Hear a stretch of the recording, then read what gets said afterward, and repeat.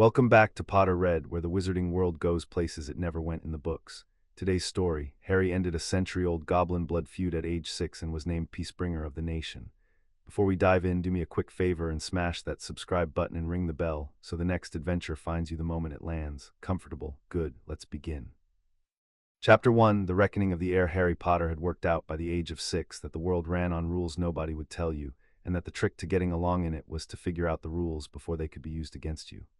The first rule of number 4, Privet Drive, was that Harry counted for less than Dudley, and you could prove it the way you proved anything, with numbers. Dudley got 2 eggs at breakfast, and Harry got the toast that was a little burnt at one corner. Dudley got 37 presents on his birthday. Harry had counted them on the floor of the lounge while Aunt Petunia cooed, and Harry got told not to ask questions.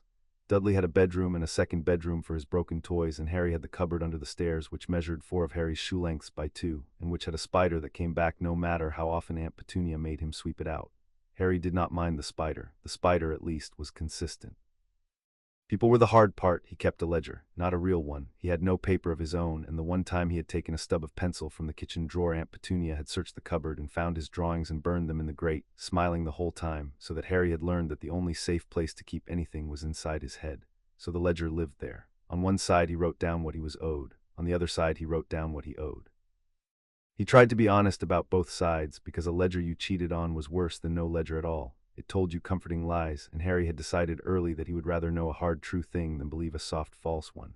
The owed to him side was long. Mrs. Figg's biscuits, which were stale, against the whole afternoons he spent in her house that smelled of cats. The blame for Dudley's broken window, which Harry had not been within 30 feet of. The week in the cupboard for the teacher's wig turning blue, which Harry could not have done and did not know how he could have done, and which had happened anyway. He did not write these down to nurse them. He wrote them down so that he would not someday do the same arithmetic to somebody smaller than himself and get the sum wrong on purpose.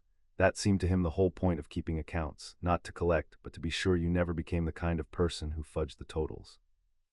What he had not yet worked out at 6 was that there was a building in London where a great many short, clever people had reached exactly the same conclusion, and had been keeping exactly that ledger in iron and blood for longer than England had been a country.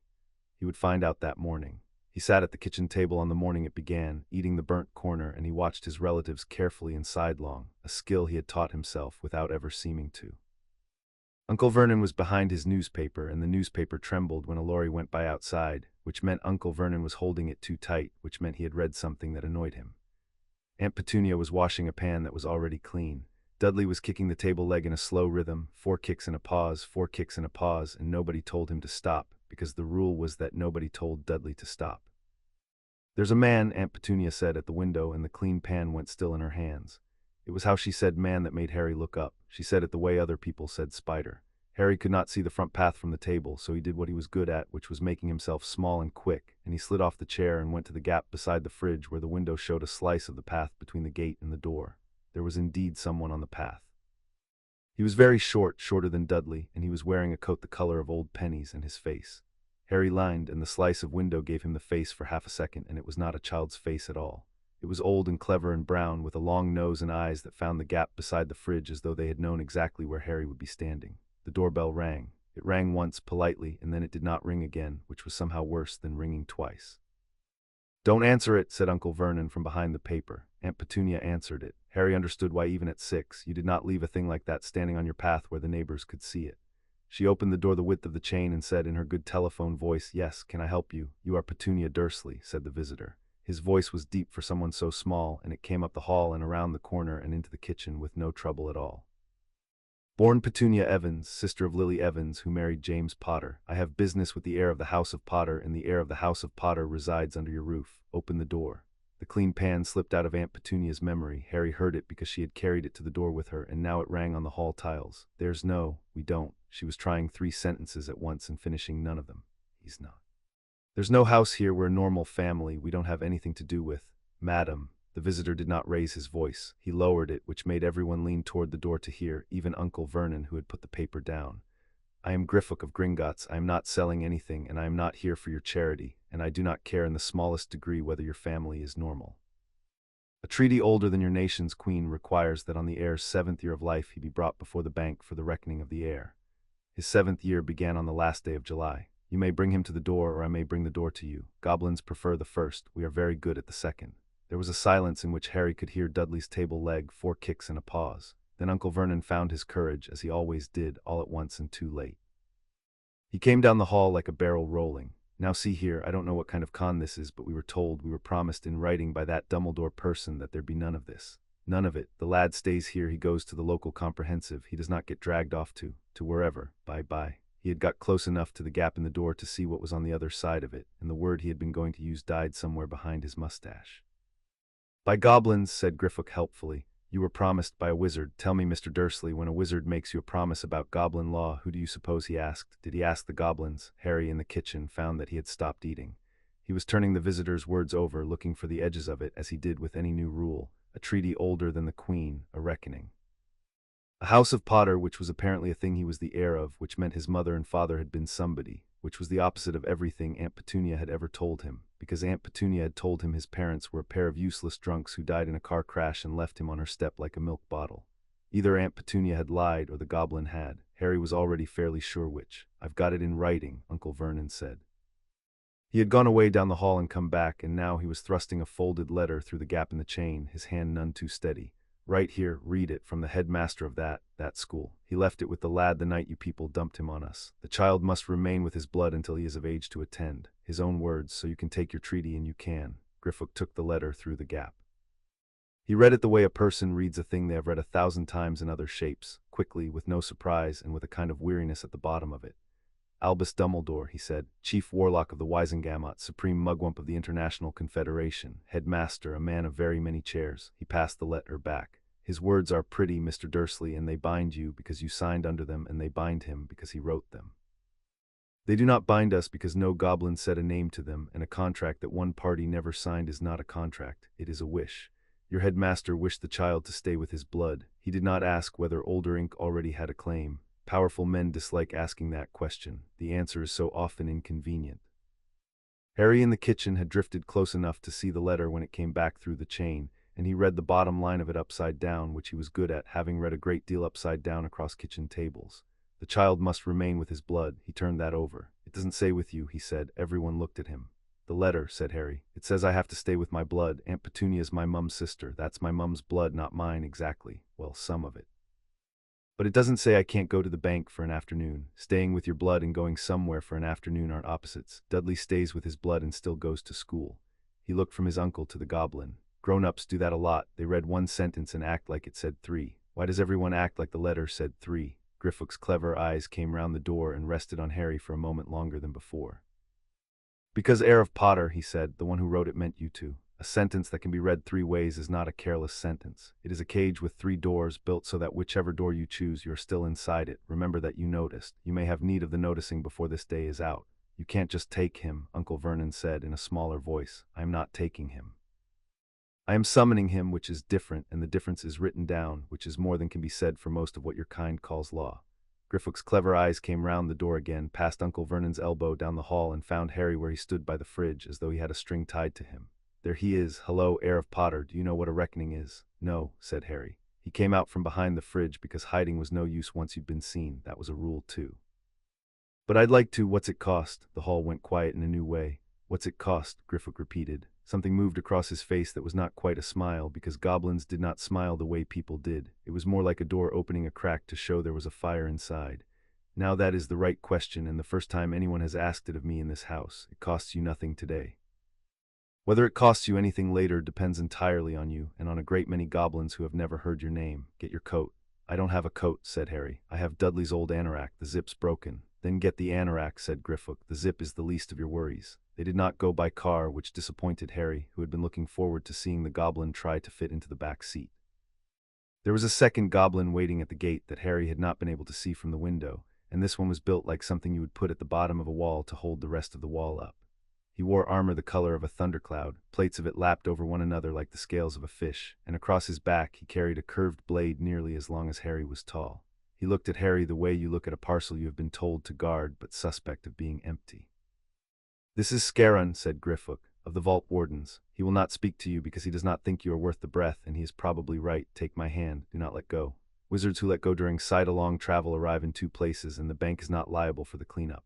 Harry took the hand. It was dry and hard, like holding a bundle of warm twigs, and it gripped his with exactly enough strength and no more, which Harry noticed and approved of.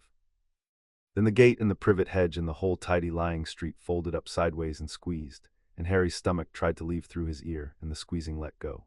They were standing in an alley that smelled of coal smoke and roasting nuts and something underneath that Harry could not name, old and mineral, the smell of a place that went down a long way.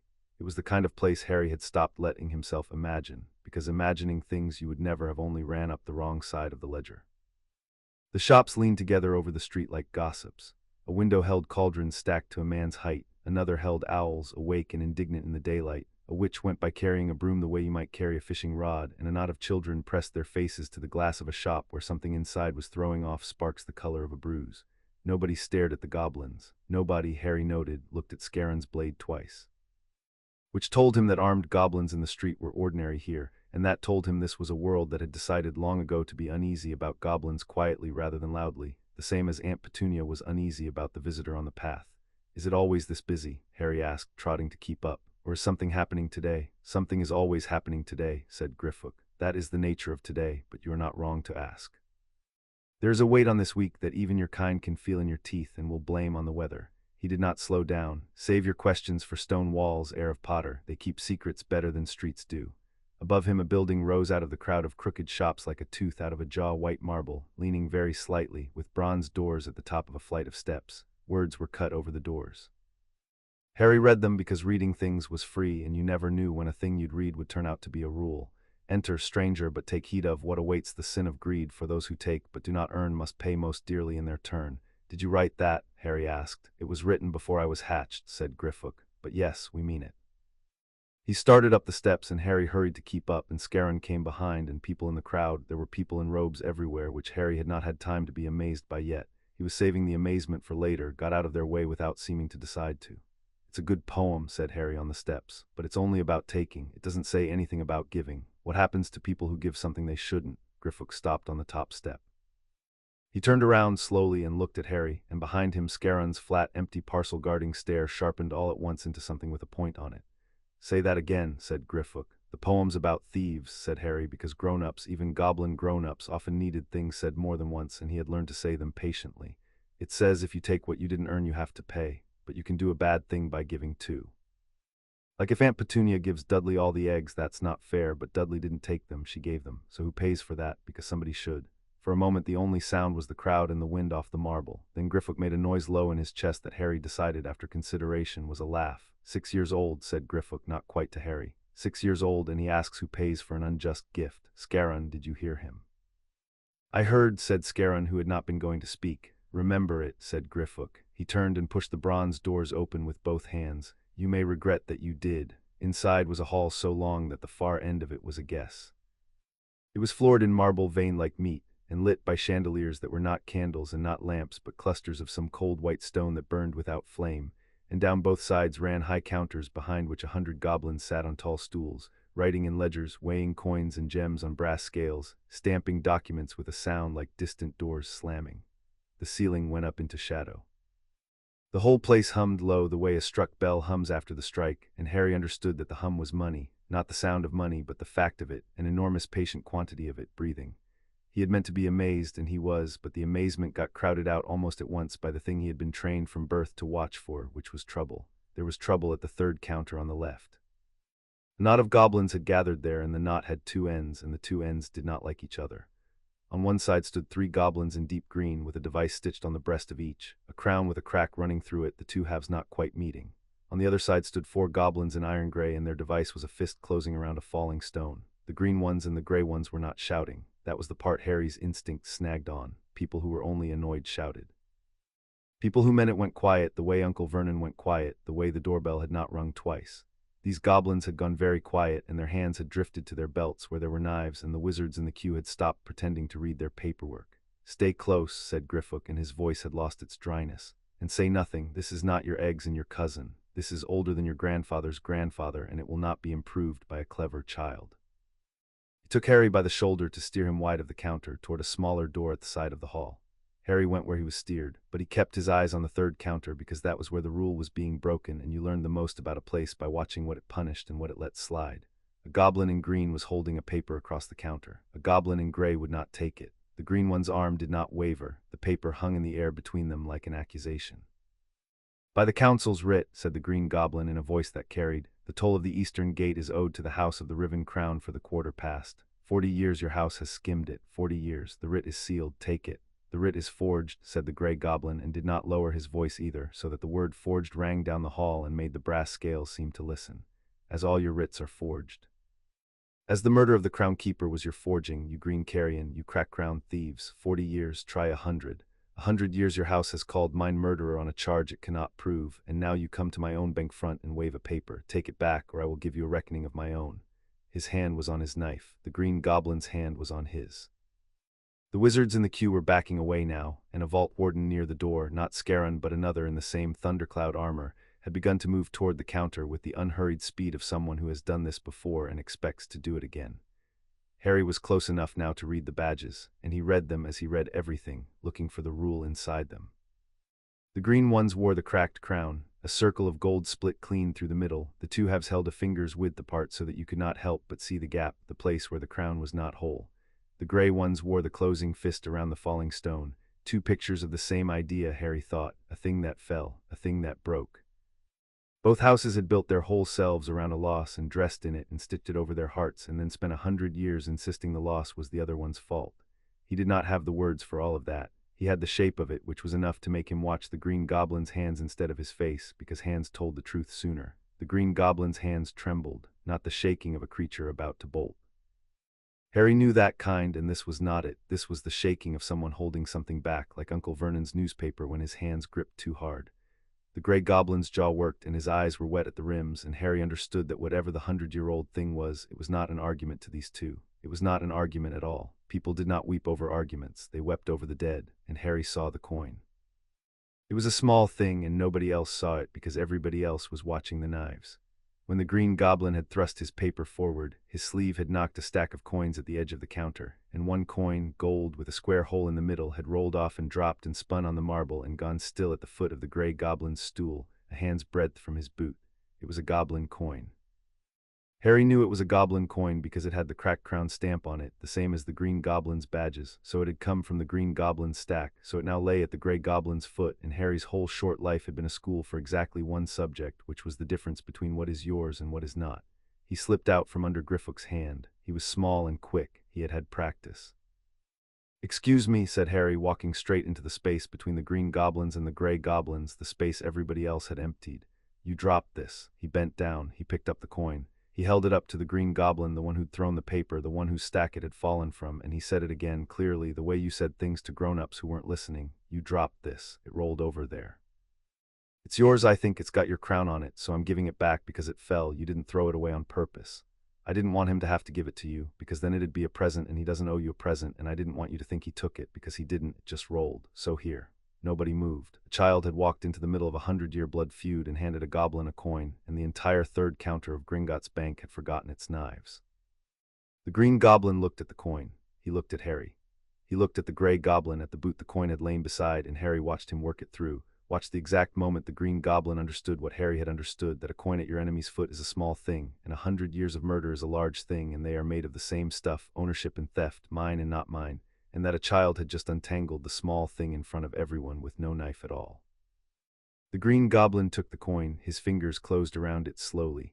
"The child returns what fell," he said to the gray goblin, and it was not friendly, but it was not a knife either. "Will the house of Hollowdeep do as much? Will you return what your fathers let fall 100 years gone?" "The house of Hollowdeep let nothing fall," said the gray goblin. But his hand had come off his knife, because you could not draw on a green goblin over a stolen coin, while a wizard child stood between you holding the proof that the coin had not been stolen at all, and they both knew it, and the knowing of it had bought 30 seconds, and in those 30 seconds the vault warden arrived. "Counters closed," the warden said. "Both houses, take your writs to the council where they belong. Move." They moved. They did not stop hating each other. Harry could see that they carried the hatred off with them the way you carry a hot dish, both hands careful. But they moved, and no knife came out, and the brass scales went back to their weighing. Harry watched the green ones go out one door and the gray ones go out another, opposite doors, as far apart as the long hall allowed, and he understood that the bank had been built with the two doors on purpose, the way his school had put in a second gate after the older boys took to waiting at the first. You did not cut two doors in one wall unless you had counted in advance on the people inside needing never to meet. Why don't they just ask each other, he said, half to himself. Griffith had heard. Ask each other what, who took the crown, who did the murder. Harry was still watching the doors settle shut. They both think the other one did it, but thinking isn't knowing. If you really wanted to know, you'd put them both in a room and go through it, every piece, dates and all, until the story only fit together one way. Nobody's done that. 100 years and nobody's put them in a room. He frowned up at the goblin. That's the strangest part, isn't it? When a thing's been wrong for 100 years and nobody ever checks, it's usually not because it can't be checked, because somebody would lose something if it were. The dryness went out of Griffith's face entirely. For a breath he looked at the wizard child the way a person looks at a stick they picked up to swat a fly and found in the hand to be iron. Children say such things, he said at last, because no one has yet taught them which questions are not asked. We teach that lesson early down here. You learn to ask who profits from a wall, and one morning you wake to find your own brick set in it. He turned Harry by the shoulder toward the shadowed door at the end of the hall. Keep the question, but keep it behind your teeth where it cannot get you killed before you have grown the sense to use it. You have one warden and he has not yet had his breakfast. Harry became aware that a hard hand had closed on his shoulder again. He looked up. It was Scarron, and Scarron was not looking at him like a parcel anymore. I told you to say nothing, said Griffith, arriving, and his deep voice had gone strange and thin. I told you this was older than your grandfather's grandfather. I didn't say anything about the old thing, said Harry reasonably. I just gave back the coin. The coin was new. It only fell a minute ago. You can fix a new thing even when you can't fix an old one, can't you? Griffith did not answer that. He was looking past Harry up the long hall to where a door had opened in the shadow at the far end. Out of it came a goblin so old that age had stopped being a number and become a kind of weather. He was small even for a goblin, and he leaned on a staff of black iron, and a young goblin walked at his elbow with a great book chained to her wrist, and the chain was real iron and the book was real and enormous, and the whole hall, all 100 counters of it, did something Harry had never seen a room full of grown-ups do. It got quiet on purpose for the old one. That, said Griffith very low into Harry's ear, is Nagrok, keeper of the great ledger of the nation. He has not crossed this hall on his own legs in 9 years. He is crossing it now, heir of Potter, Harry. Whatever you have done it in front of the one pair of eyes in this bank that the eyes were saved for. He paused. Bo, lower than you think is enough, and for the love of stone this time let him speak first. The old goblin came on slowly, and the slowness was its own kind of grand, because nobody hurried him and nobody could. The young goblin with the chained book kept pace at his elbow, and her eyes, quick, dark, and not at all old, went over Harry once, top to bottom, the way Harry himself sized up a new room, and Harry recognized the look because it was his own look, and he understood, without quite the words for it, that here at last was someone who watched things as he did. Nagrok stopped 3 steps from Harry. Up close he smelled of cold stone and ink and something dry and sweet, like the inside of an old box. His eyes were filmed pale, almost white, and Harry understood that the old goblin was nearly blind, and that he had crossed the whole long hall toward a thing he could mostly only hear about. Who returned the coin, said Nagrok. His voice was not loud. It did not need to be. The hall had made room for it. Speak, I will know a lie by the wet of it. Me, said Harry. I returned it. I'm Harry. You are the wizard child. It was not a question, but Harry answered it anyway. 6, he offered, in case that was the part that mattered. With grown-ups you could never be sure which part mattered. 6, the old goblin's pale eyes did not blink. And in your 6th year you walked between the green and the grey, where wardens fear to walk, and you put a coin into the hand of Braca of the Riven Crown, who has buried 2 sons to the hollow-deep knives, and you lived. Do you know what you did, child? I gave back something that fell, said Harry. That's all. Everyone was getting it wrong. They were going to fight over whether he stole the coin, but he didn't. It fell. I watched it. It's easy to fix who has a coin. You just put it back. I don't know how to fix the rest of it. The old part. I could hear there was an old part. The young goblin with the book made a noise, quickly stifled. Nagrok turned his blind face very slightly toward her, and she went still. My granddaughter Giska finds you amusing, said Nagrok. She is young, and the young laugh because they have not yet counted the dead. He lifted one hand off the iron staff, and the hand trembled, and he reached it out until his cold, dry fingers found Harry's face and rested there on his cheek, on the corner of his eye, reading him the way Harry had read the words over the door. Tell me, Harry, who is 6, when you put the coin in Braca's hand. Were you afraid? Harry thought about it. He had learned that you should always tell Nagrok-type people the true answer because they could tell, and because the true answer was usually more interesting anyway. A bit, he said, but not of him. I was afraid I'd get it wrong, that I'd give it to the wrong one and make it worse. Fear of doing the wrong thing is different from fear of getting hurt. I worked that out a while ago. He paused. I get them mixed up less than the grown-ups in my house do. The cold fingers came away from his face. For a long moment Nagrok said nothing at all, and the hall held its breath with him, and Harry watched the old blind face and could not read it, which was rare and made him pay closer attention. Griffith, said Nagrok at last. The reckoning of the heir was to be a half-hour's work, a list of vaults, a drop of blood on the rolls, a seal, and home to his lying aunt. The pale eyes turned back to Harry. It will not be a half-hour's work. The council sits in 3 days to settle the kingless century by the duel of Gorbran and Vragna, and when they have settled it there will be open war between the houses, the first such in 40 years, and goblins will die in numbers the wizards above will never trouble to count. I have known this was coming the way an old bone knows rain. I had made my peace with it. He breathed, and the breath rattled. And then a wizard child of 6 walked into my hall and did, without a knife in 30 seconds, the one thing my whole nation has failed to do in 100 years. He gave a thing back and called it neither charity nor theft, but simply what is fair. Keeper, said Griffith carefully, he is 6, he cannot. I did not say what he can do, said Nagrok. I said what he did. The iron staff came down once on the marble, and the sound went down the hall and back. Bring the heir of Potter to the Hall of Tallies, not for his reckoning, for mine. I would know whether the stone sent me a child or sent me a key, and there is only one way to learn which, and it is not by sending him home.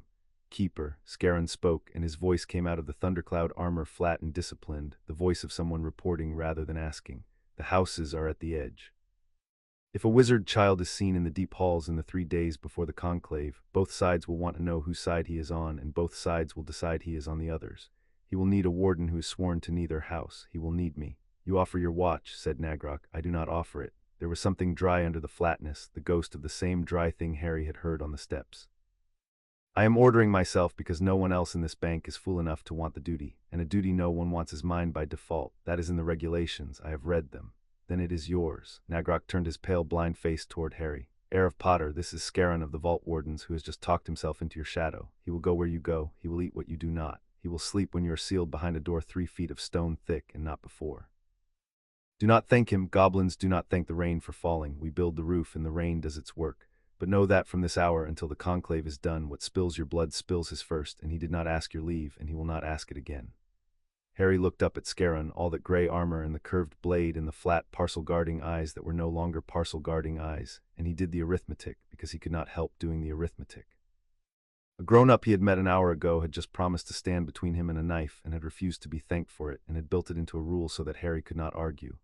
On the ode to him side of the ledger in his head that went down heavy. On the ode by him side heavier. All right, said Harry, but I'm putting it down anyway. What you just did, I keep accounts. I'll owe you for it even if you won't let me say so. That's the deal with me. I always owe people back.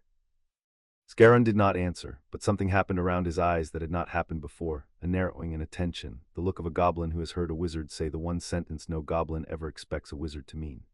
Giska the granddaughter was openly staring at Harry now, the chained book hugged to her chest, and Harry stared back because it seemed only fair, and because of all the strange and enormous things in the long humming hall she was the one closest to his own size.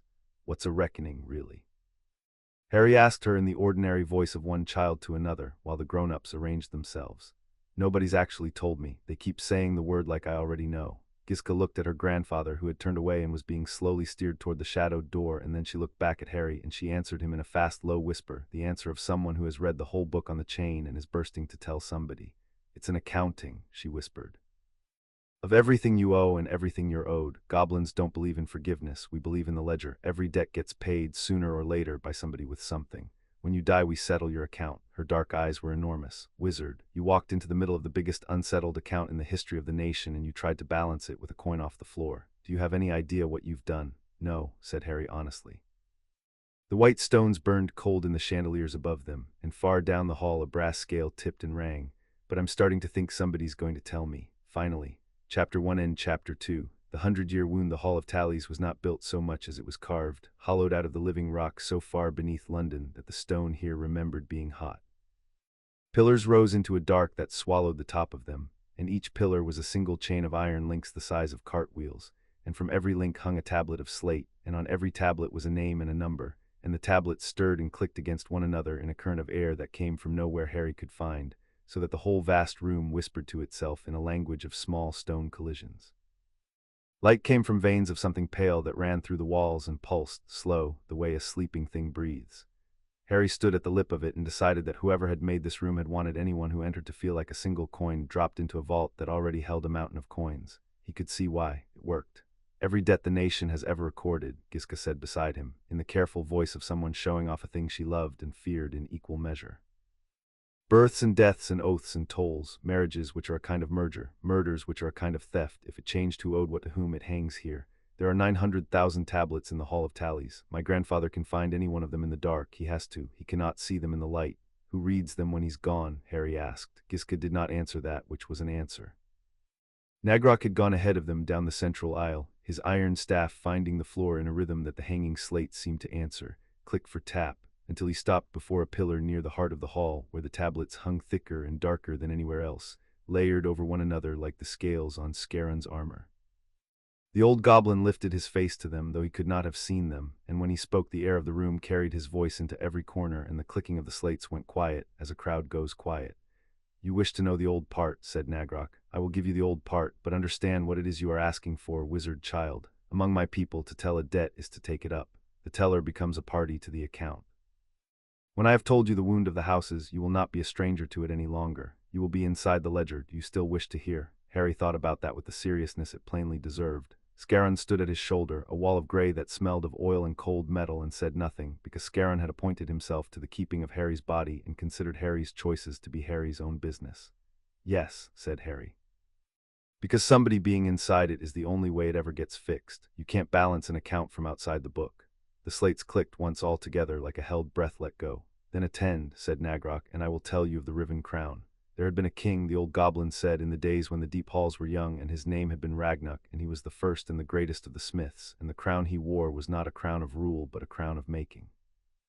Ragnuk had forged it for himself out of the first silver ever drawn from the deep earth, and into it he had set no jewel, because a jewel is a thing you take, and Ragnuk despised the taken. He set into it, instead of making of his own, a knot of metal folded 10,000 times upon itself, so that the crown was light as a leaf, and could not be broken, and could not be bought, and could not be given, only worn by one whom the nation named worthy to wear it. To hold the crown of Ragnuk was to hold the right to judge what was owed across the whole of goblin kind. It was the ledger made into a thing you could put on your head. A crown that judges debts, Harry said. So whoever has it gets to decide who owes what. That's a lot of power for a hat.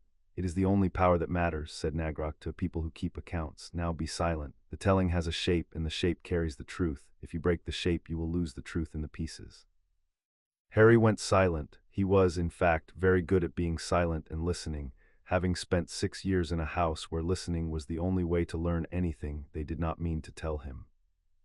When Ragnuk died, Nagrok went on, the crown passed down the generations, and the line of kings narrowed as lines do, until at the last there was a king with 2 daughters and no sons, and the 2 daughters were the mothers of the 2 houses you have seen, the house of the Riven Crown, whom the streets call Gornuk, and the house of Hollowdeep, whom the streets call Dram.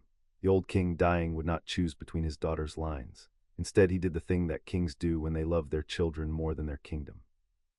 He gave the crown into the keeping of a third party, a keeper sworn to neither house, to hold in trust in the deepest vault until the nation should choose between the lines by lawful conclave.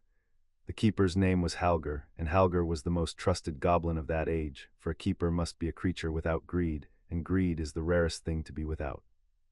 For 90 days, said Nagrok, and now the baroque grandeur went out of his voice and something colder came into it. Halger kept the crown, and the houses prepared their claims, and the nation readied itself to choose a king, the first such choosing in 200 years. And on the 91st day, the wardens went down to the deepest vault to bring the crown up for the conclave, and they found the door sealed as they had left it, and the locks unbroken, and the wards unbroken, and inside, Halger dead upon the stone with his throat opened, and the crown of Ragnuk gone, and one thing more. The slates had gone utterly still. Even the air had stopped moving. Upon the floor beside the keeper's hand, said Nagrok, lay a leaf of the vault's own ledger torn out, and upon that leaf was an entry, fresh, the ink not yet dry, and the entry read, the crown of Ragnuk, removed this night by the writ and the right of the house of Hollowdeep, that no lesser line should wear it, and it was sealed with the seal of Dram. Harry opened his mouth. Then he closed it again because he had promised to keep the shape, and because he had learned that the most important questions are the ones you save until you have heard the whole of a thing. The house of the Riven Crown read that entry, said Nagrok, and they did not pause to wonder at it. Their grief made them quick, and quickness is the enemy of truth. They went to the house of Hollowdeep that same night under the law of blood, and they took the life of Dram's eldest daughter in payment for the keeper and the crown. And the house of Hollowdeep, who swore by every stone they had not done the murder, who swore the entry was a lie and the seal a forgery, took in turn the life of Gornuk's eldest son, in payment for the daughter. Oh, it began 100 years gone, and so it has run, life for life, toll for toll, writ for writ, each death a fresh entry on an account that has never once been balanced, because neither house will pay the first debt without the other paying first, and neither will be the first, because to be the first is to admit the guilt, and both of them, wizard child, both of them know in their bones that they are innocent. Twice in the 100 years, the old goblin said, the killing had slowed enough to be given a name. The first was called the Starving Truce, when a collapse in the eastern delvings buried both houses' granaries together, and hunger did what reason could not, and for 9 years no blood was spilled, because there was no strength to spill it. The second was the one now ending. 40 years passed when Gorbrand was young and Vragna not yet born. The council had brokered a peace upon a single condition, that the question of the crown be set aside, neither pressed nor surrendered, held in abeyance until a conclave could be called that both houses would honor. 40 years the question slept. 40 years the toll collectors collected and the forge clans forged, and the wound was allowed to scab.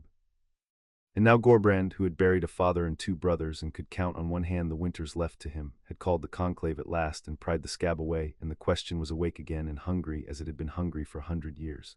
How many? Harry asked. How many have died in the 100 years? Does the ledger say? The ledger always says, said Nagrok. 4011 by the last tally. Wardens and warlords, scribes and smiths, the old in their beds who died of grief and were entered as casualties, because grief is a wound the houses inflict upon one another as surely as any knife. 4011 names hang in this hall, and the houses agree upon every one of them. It is only the first name, Halger's name, upon which they cannot agree, and it is the first name that holds up all the rest. The pale veins in the walls pulsed, slow, and Harry watched them and let the whole enormous weight of it settle into him the way Nagrok had warned that it would. Now, said the old goblin, now you are inside the book, ask. Harry had a great many questions, and he had spent the telling sorting them, because a good question asked at the wrong time was wasted, and he did not intend to waste any. He started with the one that had been pulling at him since the words "the ink not yet dry." Said the door was sealed, Harry said. The locks unbroken, the wards unbroken from the outside, so the wardens found it. Then how did the murderer get out? The slates did not click. Giska had gone very still beside him. Scaron behind him shifted his weight, the first sound he had made in an hour. The houses have asked that question for 100 years, said Nagrok slowly. The Riven Crown say that Dram had a key, a secret way, being cunning above all houses in the matter of doors. The Hollowdeep say that no such way existed, that the vault could be left only by the one door, and that the door was sealed from without, which means the murderer never left at all, which means the murderer was a warden, which means the Riven Crown killed their own keeper to frame the Dram and seize the Crown's authority for themselves under the cover of grief. He turned his blind face toward Harry. Each house has built a tower of reasons upon its half of the riddle. Neither has ever stood upon the whole of it at once. That is what a feud is, child. It is 2 halves of a truth, each certain it is the whole. But that's not an answer, said Harry. He was not being rude, he was being exact, which grown-ups often confused with rude. Both of those are just guesses, a secret door nobody's found, or a warden who did it and nobody can name. Those aren't proof. Those are stories you tell so you don't have to say the true and horrible thing, which is that you don't know.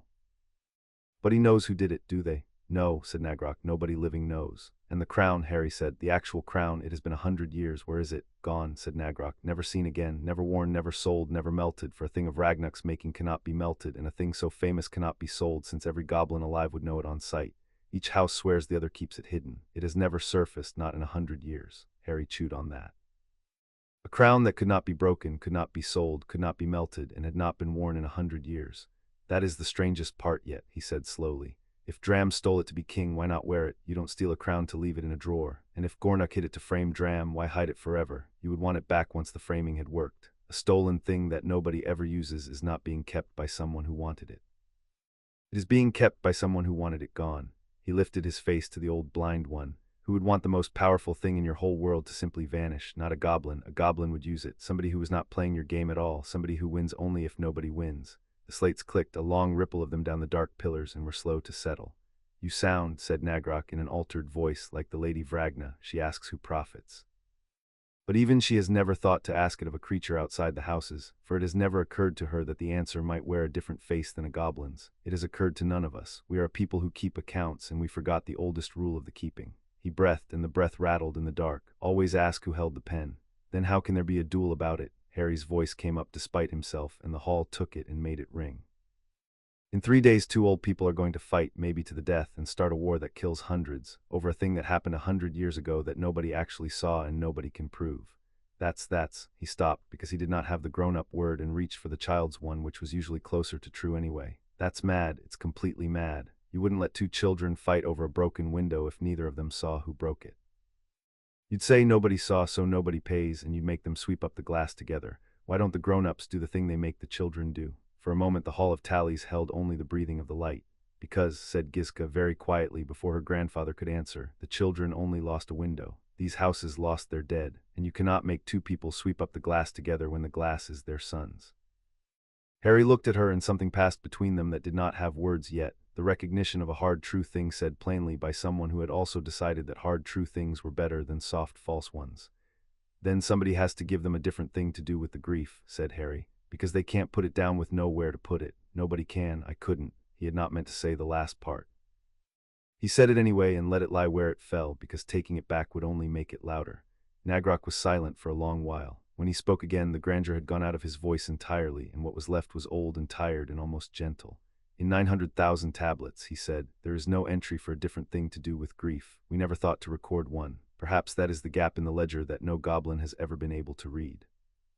He lifted the iron staff. Enough, the council sits, and you are summoned to stand in the gallery because the keeper of the great ledger has named you a party to the account, and a party may witness. Giska will robe you, Scarron will guard you. And you, Harry, who is 6, will keep behind your teeth every clever thing that wishes to leap off your tongue, because the goblins you are about to meet have killed for less than cleverness, and they have not yet learned, as I have begun to, that you might be worth more alive than balanced. The council of the nation met in a chamber shaped like the inside of a bell, and the sound of it behaved accordingly, so that a whisper at the rim could be heard at the center, and a shout at the center could deafen the rim. Tiers of stone benches rose on every side, and they were crowded with goblins in the colors of 100 clans, and over it all hung, from a single chain, an empty circlet of black iron, where the crown of Ragnarok would have hung had there been a crown of Ragnarok to hang. The empty circlet turned slowly in the rising heat of the torches, and every goblin in the chamber found their eyes drawn up to it and then forced them down, the way you look away from a wound. There was a rite to the seating, and it took an hour, and Harry watched the whole of it, because an hour of watching told you more about who feared whom than a year of being told. The clans entered by tier and by precedence, the oldest delvings first, and each clan head paused beneath the empty circlet to lay a single coin in a bowl of black water at the chamber's heart, the toll of attendance, a custom from the days when the crown had hung full and bright above, and a living king had sat beneath it to receive them. Now they paid the toll to an empty ring and a bowl of dark water.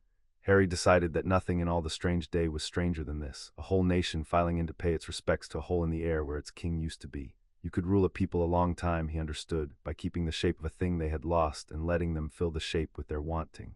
He did not yet know who was doing the ruling. He had only begun to be certain that someone was. Harry sat in the gallery between Giska and the grey bulk of Scarron, in a robe of undyed wool that Giska had insisted upon, the color of no house, and he watched 2 old warlords try not to kill each other in front of their whole world. Gorbrand of the Riven Crown stood at the green end of the chamber, and age had done to him what wind does to a standing stone, worn him down to the hardest part and left that part sharper. He did not gesture when he spoke. He let his words stand by themselves, weighed, each one set down like a coin upon a counter. For 100 years, Gorbrand said, my house has carried an unpaid debt. The crown of our fathers stolen, the keeper murdered, the proof sealed with the thief's own seal, which lies in this very chamber's keeping to this day. I am old, I will not pass this debt to another generation as it was passed to me. 3 days hence I will stand upon the dueling stone, and I will collect what is owed in the oldest currency there is, and the nation will at last have a king. I do not wish this. A creditor seldom wishes to call in 100-year debt by blood, but I did not write this account. I only inherited the carrying of it. He sat. He had not raised his voice once. Ragna of Hollowdeep did not sit when her turn came. She rose and kept rising because she was younger than Gorbrand by 40 years and built like the falling stone of her house's badge, and when she spoke it came fast and bright and edged, and she used her hands, and the bell chamber threw her words back doubled. 100 years, she said, and still the Riven Crown comes before this council and recites the same poem, the seal of Dram, the seal of Dram. Do you know how easy it is to cut a seal, old goblin? I could cut yours by midnight. Any forger in the lower market could. A seal proves who wished to be blamed, not who is guilty. My house did not murder Halger. My house loved Halger. He was kin to my own great-grandmother. We wept for him before your house thought to use his death as a deed of sale. She turned slowly to take in the whole chamber. Ask yourselves the question the Riven Crown has spent a century begging you not to ask. Who gained when the crown vanished and the houses fell to killing? Who took the throne? No one. The throne sat empty and the council ruled, and certain clans grew fat on the ruling, and goblin-kind, divided against itself, signed away to the wizards above us rights our grandfathers would have died before surrendering. Look up at that empty circlet and ask who profits from a kingless crown. It was never my house. It was never the Riven Crown either. We have both been bleeding into the same cup for 100 years, and someone somewhere has been drinking. The chamber erupted, both ends at once, and the bell-shape turned the eruption into a wall of sound that pressed on Harry's ears, and he found that he had come halfway to his feet without deciding to, because Vragna had said loudly in front of the whole nation, the exact shape of the thing he had said quietly to Griffook in the hall above, who profits from a wall. Scarron's hand closed on his shoulder and sat him back down. She's closer to the truth than her own house knows, Scarron murmured, so low that even Gizka on Harry's other side might not have caught it. And it will get her killed before it does her any good. Watch the Forge clans now. Watch the gray and orange, that is where the rot is. Harry watched the gray and orange. They sat together in the third tier, a wedge of goblins whose robes were the color of cold ash banked over a coal, and at their head sat one whose arms, bare to the shoulder, were ridged with old burn scars in the pattern that a forge leaves on those who feed it. When the chamber's noise crested, this one rose, and he did not need to shout. He had the trick of waiting, and the chamber, curious, quieted to let him speak. Dermot of the Ash-sworn, Gizka breath, he arms both houses, has done for 60 years. Sells Riven crown the spears that kill Hollowdeep, and sells Hollowdeep the mail that turns Riven crown spears. There is no goblin in the deep halls richer than Dermot, and there is none who wants this duel more, because a duel is the seed of a war, and a war is a harvest, and Dermot lives by harvests. The Lady Vragna speaks of profit, said Dermot, and his voice was warm, reasonable, the voice of a goblin who has nothing to prove because he has already won. She is right to. Profit is the only honest word in this chamber, but she points it like an accusation, and that is where she errs, for there is no shame in profit lawfully earned. The houses have a debt of blood. The law provides the dueling stone for the settling of blood debt. I provide the steel as the law allows to whoever pays for it. If the Lady Vragna dislikes the price of war, let her decline to fight. But she will not, because her honor will not let her, and Gorbrands will not let him, and so in 3 days they will meet on the stone, and the nation will have its king at last. He spread his scarred arms, and the torchlight ran red along the burns. And I will go on doing what the Ash-sworn have always done, which is to keep the deep halls warm. Vote the duel. Let the old debt be paid. 100 years is long enough to wait for a king. The gray and orange tier roared approval, and a good many other tiers roared with them, and Harry, in his robe of no color, understood with the cold clarity that came to him sometimes that the duel was going to happen, that nearly everyone in this chamber wanted it to happen for reasons that had nothing to do with Halger or the crown, and that the 2 old warlords at either end of the bell were the only ones present who actually carried the wound, and were therefore the only ones the war would be made of. And the only ones with nothing to gain. An old goblin in the white of no house rose from the lowest tier, leaning on a stick much like Nagrok's, and the chamber gave her the grudging quiet it reserved for great age.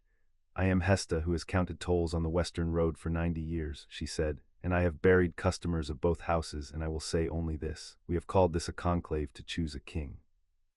But a king crowned over a fresh grave wears a debt for a crown, and his first act will be a reprisal and his second a war, and the crown of Ragnarok was forged to judge debts, not to become one.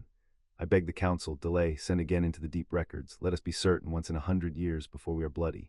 Certain of what? Dermot called, not troubling to rise. There is nothing left to find, grandmother. The vault was searched to the bare stone. The page is read, the seal is known. Certainty is a luxury for peoples who can afford to wait, and the Riven crown has waited a century. Put it to the vote. And they voted tier by tier. A stone token dropped into a bronze bowl, and the count went as Harry had known it would go from the moment Dermot spread his scarred arms. The speaker of the council rose to read the terms up into the turning shadow of the empty circlet. Sunrise of the 3rd day. The dueling stone in the hall of the first king. Single combat, warlord against warlord, no quarter asked nor given. The victor's house to take up the regency in the search for the lost crown, the vanquished's house to ground its arms or be named outlaw to the nation.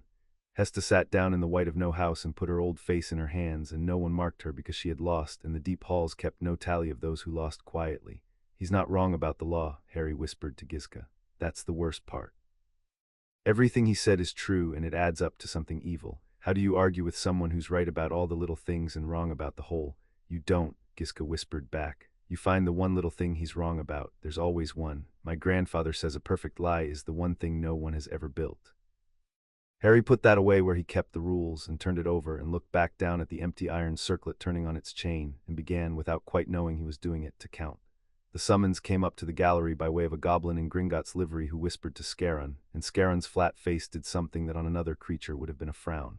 You are wanted above, he told Harry. In the manager's chamber, a wizard has come for you.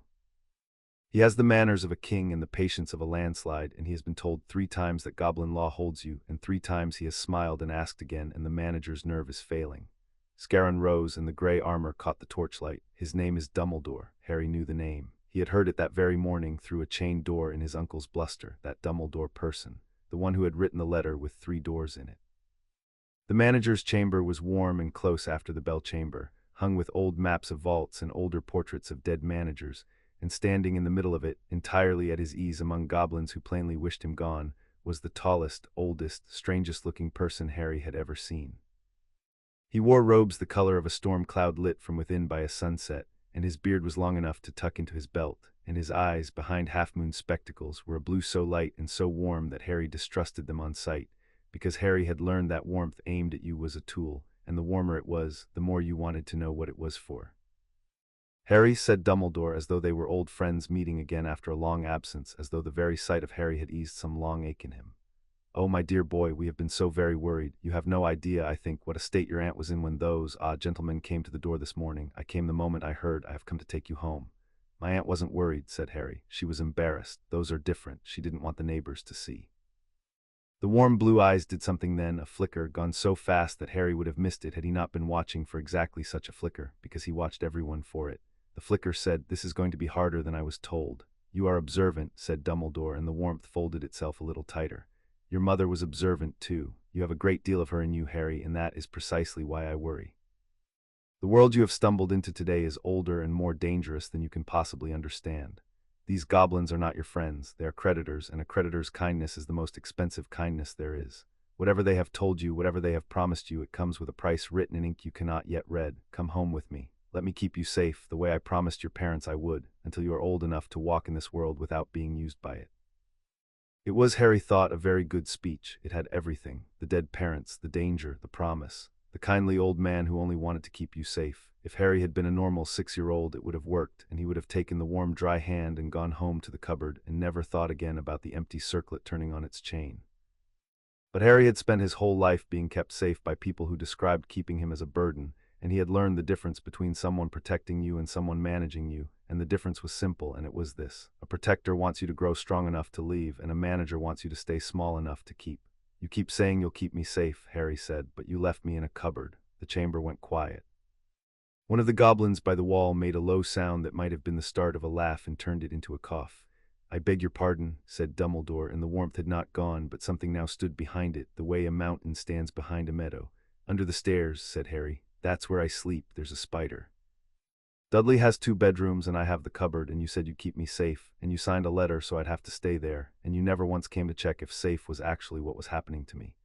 So either you didn't know, which means you're not keeping very good accounts, or you knew, and a cupboard was the price of something, and you decided it was worth it. I'd like to know which, because the goblins told me exactly what they want from me. You haven't.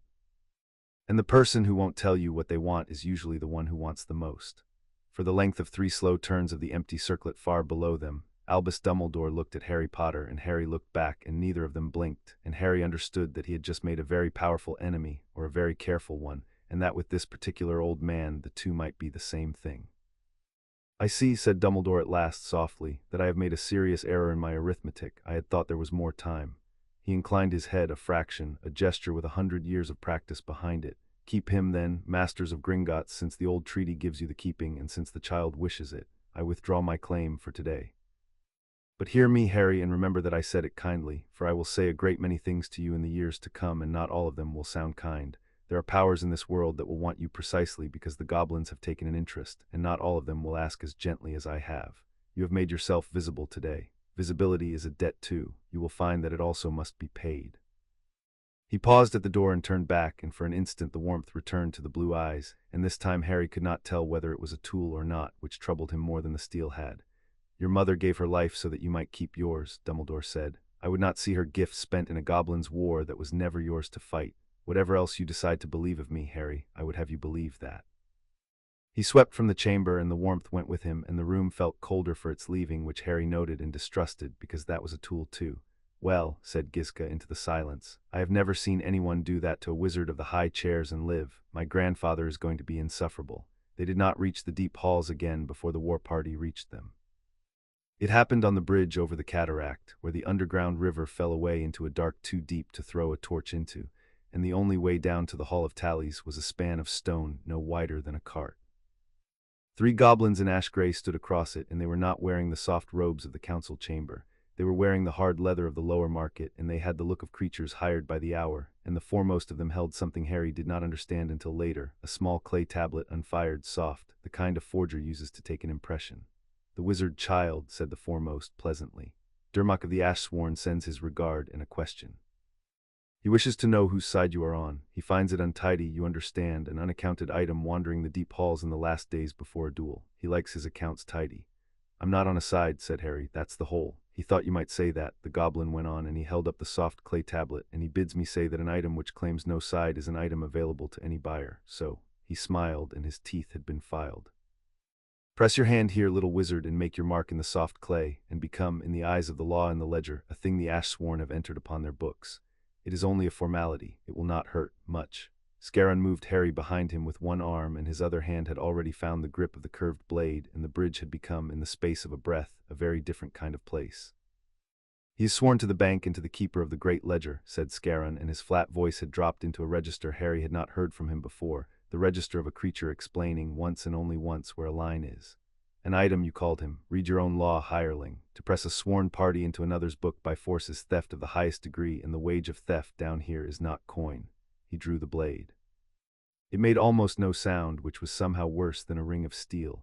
Go back to your forge lord and tell him his clay is dry, or stay and become an entry yourself on the only ledger that ever balances on the first try.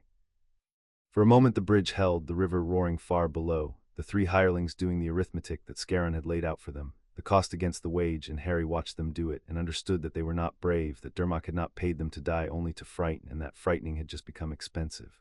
They went. They backed off the far end of the bridge and were gone into the dark, and the soft clay tablet lay where the foremost had dropped it, blank, taking no one's mark. Scaron did not sheathe the blade at once. He stood at the head of the span with the river roaring beneath them and watched the dark the hirelings had fled into, and when he spoke it was not to Harry.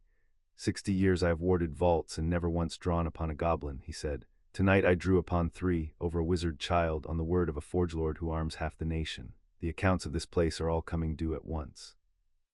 Then he sheathed it, and the small sound of the blade going home was very loud over the water. Harry picked it up. He turned it over in his hands, the unfired clay still cool and damp, a thing made to take the shape of whoever pressed it hardest. That's what they all want, he said, half to himself, half to Scaron, who was sheathing the blade with the care of a creature putting away something it did not enjoy using. Dermot, Dumbledore, the houses, everybody.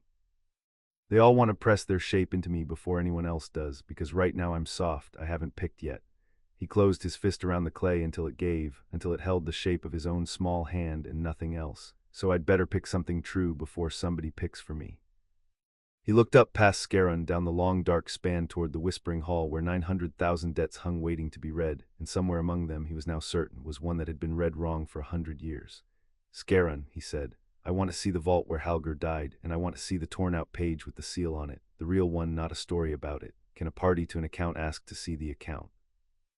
Scaron looked down at the wizard child holding a fist-shaped lump of clay over a roaring dark, and for once he answered a question of Harry's as one answers an equal. A party can ask, he said. Whether the houses let him look is another matter, but yes, by law you can ask. He started Harry walking again into the whisper and the pulse of the deep. And I find, against all my training and my better sense, that I would very much like to see what happens when they say no. Chapter 2 and Chapter 3. Ledgers and lies. They gave Harry a room to sleep in that was really a vault, because everything in Gringotts that was meant to keep a thing safe was a vault, and Harry was, for the next 3 days, a thing the bank meant to keep safe.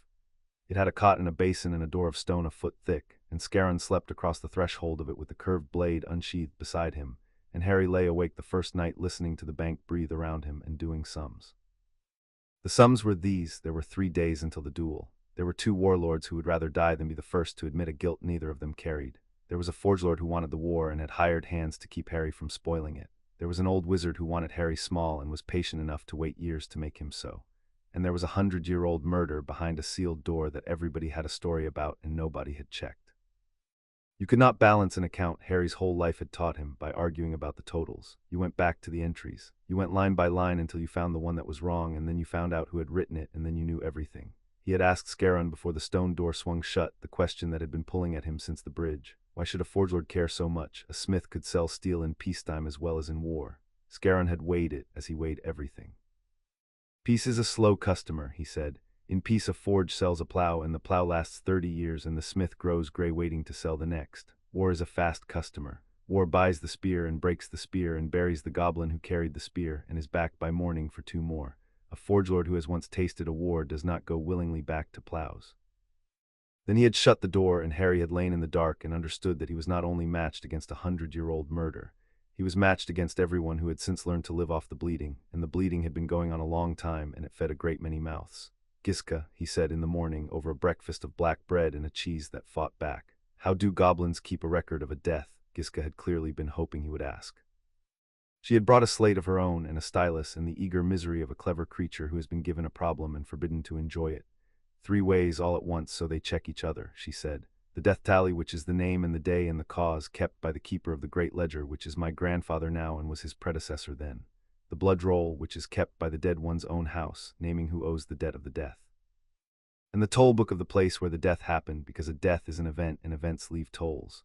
A door opened, a ward renewed, a warden paid for the night watch. The toll book of the deepest vault for the night Halger died still exists. It must. We never destroy a toll book. To destroy a record is the worst crime there is, worse than the murder, because a murder ends one account and the destroying of a record poisons every account that ever touches it. Harry put down the bread. He had stopped being hungry, which for Harry was a significant event because Harry was a child who had learned never to waste food. So there are 3 records of that night, he said slowly, and everybody only ever talks about one of them, the torn page with the seal. Nobody talks about the toll book. Giska's stylus went still on the slate. Nobody, she said, has ever asked for the toll book. Harry sat with that. It was the same shape he had been finding everywhere in 3 days, the shape of a question nobody had asked because asking it cost something, or because the ones who might have asked had been taught, early and in the body, which questions were not asked. Down here they did not destroy records. It was the worst crime they had. And yet they had let the most important record in the nation gather a century of dust, untouched, because reading it might mean the loud famous page was wrong, and a whole nation had preferred the loud famous lie to the quiet true book. People always did, he was learning. The truth was so often somewhere boring, keeping regular hours, waiting for somebody who did not mind being bored. The lower archive was older than the bank above it, a cavern of shelves cut back into the rock until the shelves themselves became the rock, and it smelled of cold iron and the particular dust that only very old paper makes, a dust that Harry thought smelled like time itself ground fine. A single archivist tended it, a goblin so ancient and so silent that Harry took her at first for a carving, and her name was Yenra, and she had not, Giska whispered, spoken aloud in 11 years, communicating with the world entirely through a system of slate tags that only she fully understood. Nagrok's writ got them in. A party to an account may examine the account, the old law held, the way old laws sometimes do, against everyone's expectation that it would not. Yenra read the writ by touch, the same as her master, and then she looked at Harry for a long moment with eyes like 2 chips of the dark, and then she turned and went into the stacks and was gone so long that Giska began to fidget, and came back at last carrying a book the size of a paving stone, bound in iron, its pages furred with a century of dust. She set it on the reading table. She laid 1 gray finger on the cover. Then she made a sign, 2 fingers drawn down across her own throat, and Giska went pale around the edges. She says, Giska translated, that this is the toll book of the deepest vault for the year Halger died, and that we are the first to open it since the year it was filled, and that the dust on it is undisturbed, which means no one, not one soul in 100 years, has come to read the only honest witness to the most important murder in the history of the nation. Giska swallowed. And she says, be careful what you wake. Harry looked at the iron book and understood that Yenra was not being dramatic. A record untouched for 100 years was a kind of sleeping thing. Open it, and whatever it knew came awake into a world that had arranged itself carefully around not knowing. Every clan in the deep halls had built some part of itself upon the story of that night. Tear the story and you tore the floor that a great many creatures were standing on. He thought of the empty circlet turning on its chain, and the bowl of black water, and a whole nation filing in to pay a toll to a hole where its king had been, and he thought, somebody has been very comfortable for 100 years sitting on top of this book. Then he climbed up to read it anyway, because comfortable was not the same as right, and he had never once been allowed to confuse the two. Harry climbed up onto the chair and then onto the table, because the book was nearly as big as he was and he needed to stand over it to read it, and he opened the iron cover, and 100 years of dust rose and turned gold in the light of Yenra's lamp, and he began with 1 careful finger to read the entries of a single dead winter. They learned the rhythm of a dead winter from its tolls. A warden paid a copper for each night watch on the vault door, a lamp-hole ration drawn every 3rd day. The keeper Halger entering at the dawn bell and leaving at the dusk bell, every day, in a hand so regular that Harry could have set a clock by the spacing of the letters. It was, Giska said, the most boring toll book in the archive, which was exactly why no one had ever opened it, because goblins who wished to find the murder went where the murder was loud, to the blood rolls and the death masks and the torn and famous page, and no one had thought that the truth might be hiding inside the most boring book in the world, keeping regular hours, waiting. It was slow. Goblin recording hand was cramped and full of marks Harry did not know, and Giska read them out while Harry kept the dates, because keeping dates was the thing Harry could do better than anyone, having spent his life keeping count of who got what and when. They worked through the autumn. They worked toward the winter. Vault the tollbook showed was sealed and warded and visited on a schedule as regular as a heartbeat. The keeper Halger entered each dawn to tend the crown and left each dusk, and the wards were set behind him each night and renewed each new moon by the two who held the keys to the renewing. Two, said Harry. It says two. Who were the two? Giska peered. Her finger stopped. When she spoke, her voice had changed. The wards on the deepest vault were goblin-made, she said, but the vault was a treaty vault. A national treasure registered with the Wizards' Ministry under the Old Concord, which meant the Wizards claimed a right of oversight, the way they always claim a right of oversight, and the renewing of the wards required two keys turned together. One goblin and one wizard, a liaison of the Ministry sworn to attend the deep vaults. Her finger trembled on the page. Harry, the night before Halger died, the new moon, the wards were renewed. The toll book records the two who turned the keys. The goblin was a warden named Borin who died in the reprisals and whose name is on the wall, and the wizard. She stopped. Read the wizard, said Harry. The hand is faded, Giska whispered, but it is here. The liaison who turned the second key, the night before the only door to the crown was sealed for the last time, was a wizard of the Ministry, and his name was Ambrose Rookwood. The lamp guttered. Somewhere in the deep stacks, Yenra the silent archivist made a sound at last, a single dry exhalation, the sound of a creature watching a thing she had waited 11 years to see. Harry stood on the great iron book and felt the shape of it click into place, not the whole of it, not yet, but the corner, the first true corner he had found in the whole tangled century. A wizard had a key to the room, he said, the night before. And nobody ever asked because the houses were too busy blaming each other to look at the door, and the door is the whole thing, Giska. The door is the whole thing everyone's been arguing about for 100 years, how the murderer got out of a sealed room. He didn't get out, he had a key to come back. Write it down, write down the name. We have to be able to prove we read it before anyone decides we didn't. But a name in a toll book was a thread, not a verdict, and a thread that pointed at a wizard would be, to two proud houses on the eve of a duel, the least welcome thing in the world. Harry understood this. He had understood from the beginning that the hard part would not be finding the truth. The hard part would be making the grieving believe a truth that took away the one thing the wound had always given them, which was somewhere to point. So he went to the houses. Scarron took him because Scarron would not let him go anywhere else, and because a warden of the bank walking at his shoulder was the only thing that made a wizard child in the deep halls something other than prey. The hall of the House of the Riven Crown was hung with green, and down its length stood the death masks of 100 years of Gornuk dead bronze faces with their eyes closed, and at the end of it, in a chair of black stone, sat Gorbrand the Unbought, and he was sharpening a knife. He did not stop when Harry came in. He drew the stone down the blade, slow, and the sound of it filled the hall, and he let the silence and the sound do the work that a lesser warlord would have done with threats. The wizard child, said Gorbrand at last, not looking up, who returned Bracca's coin, who told the headmaster of half the chairs in Britain that he had been left in a cupboard in front of my cousin who has not stopped laughing. You have made yourself a small legend in 3 days. Legends are expensive. What do you want, that you have come into the house of a creditor on the eve of his collection? I want to see the page, said Harry. The torn-out page with the dram seal on it, the real one. You keep it here, don't you? It's your proof. People keep their proof close. The stone stopped on the blade. Gorbrand looked up, and his eyes were very old and very dry, the eyes of a creature who had wept all the weeping out of himself decades ago and had only the hardness left. You wish to see the deed of my family's murder, he said, the way a tourist wishes to see a battlefield. No, I don't want to look at it, said Harry. I want to read it. There's a difference. Looking is when you already know what a thing means and you just want to feel it. Reading is when you don't know yet and you're willing to find out you were wrong. He took a breath because the next part was the dangerous part, and he had learned that you said dangerous things slowly so that they could not be mistaken for an accident. You've looked at that page for 100 years. Your whole family has looked at it. Has anybody read it? Has anybody checked whether the ink on the seal is the same age as the ink on the words? Has anybody asked who had a key to the room the night before? Because I have started reading, sir, and I have found a thing in the honest witness that nobody in 100 years has bothered to open, and it does not point at the house of Hollowdeep.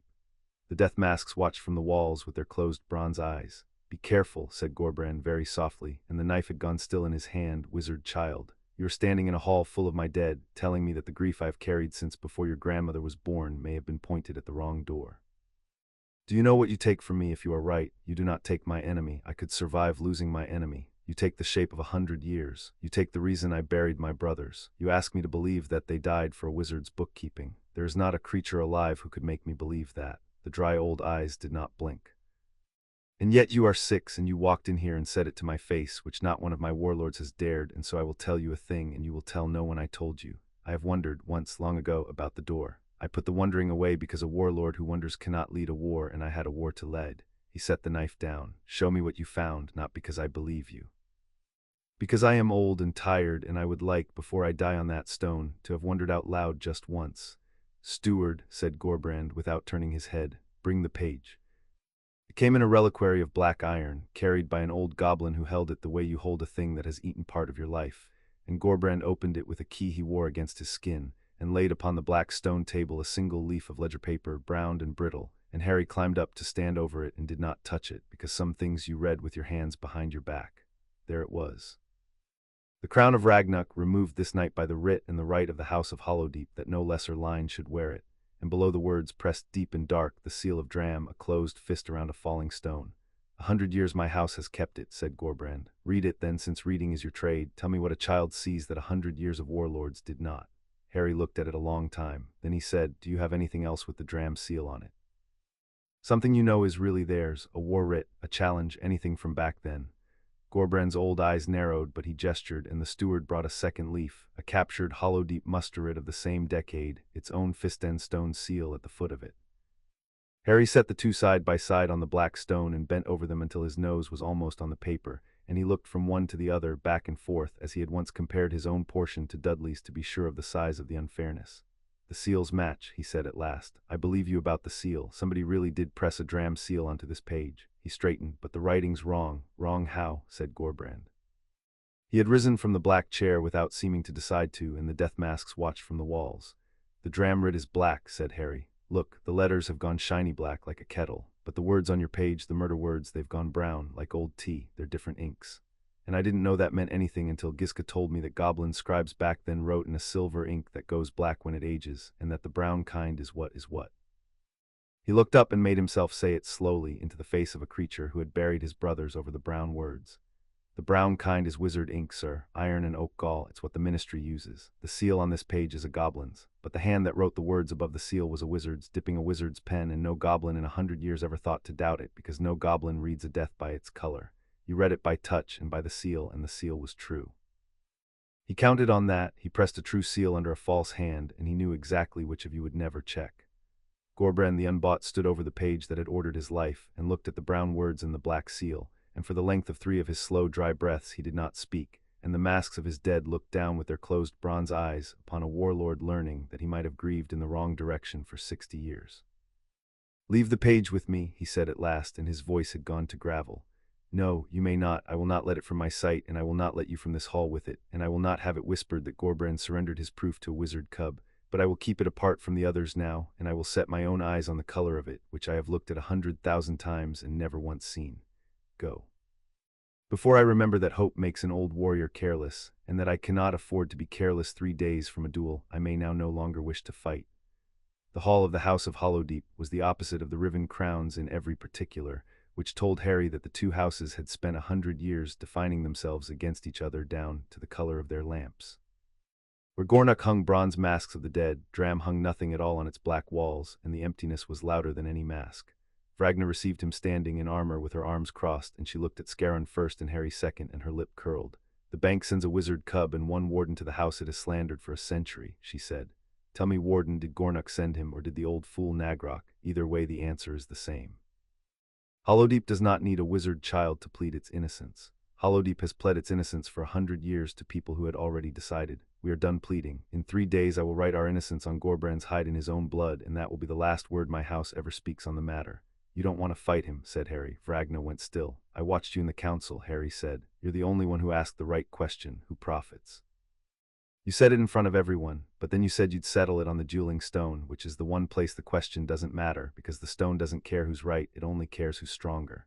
You're going to fight a duel to prove a thing a duel can't prove, because you're so tired of not being believed that you'd rather win wrong than keep losing right. He looked up at the fierce, cross-armed warlord with the empty black walls behind her. I know what that's like.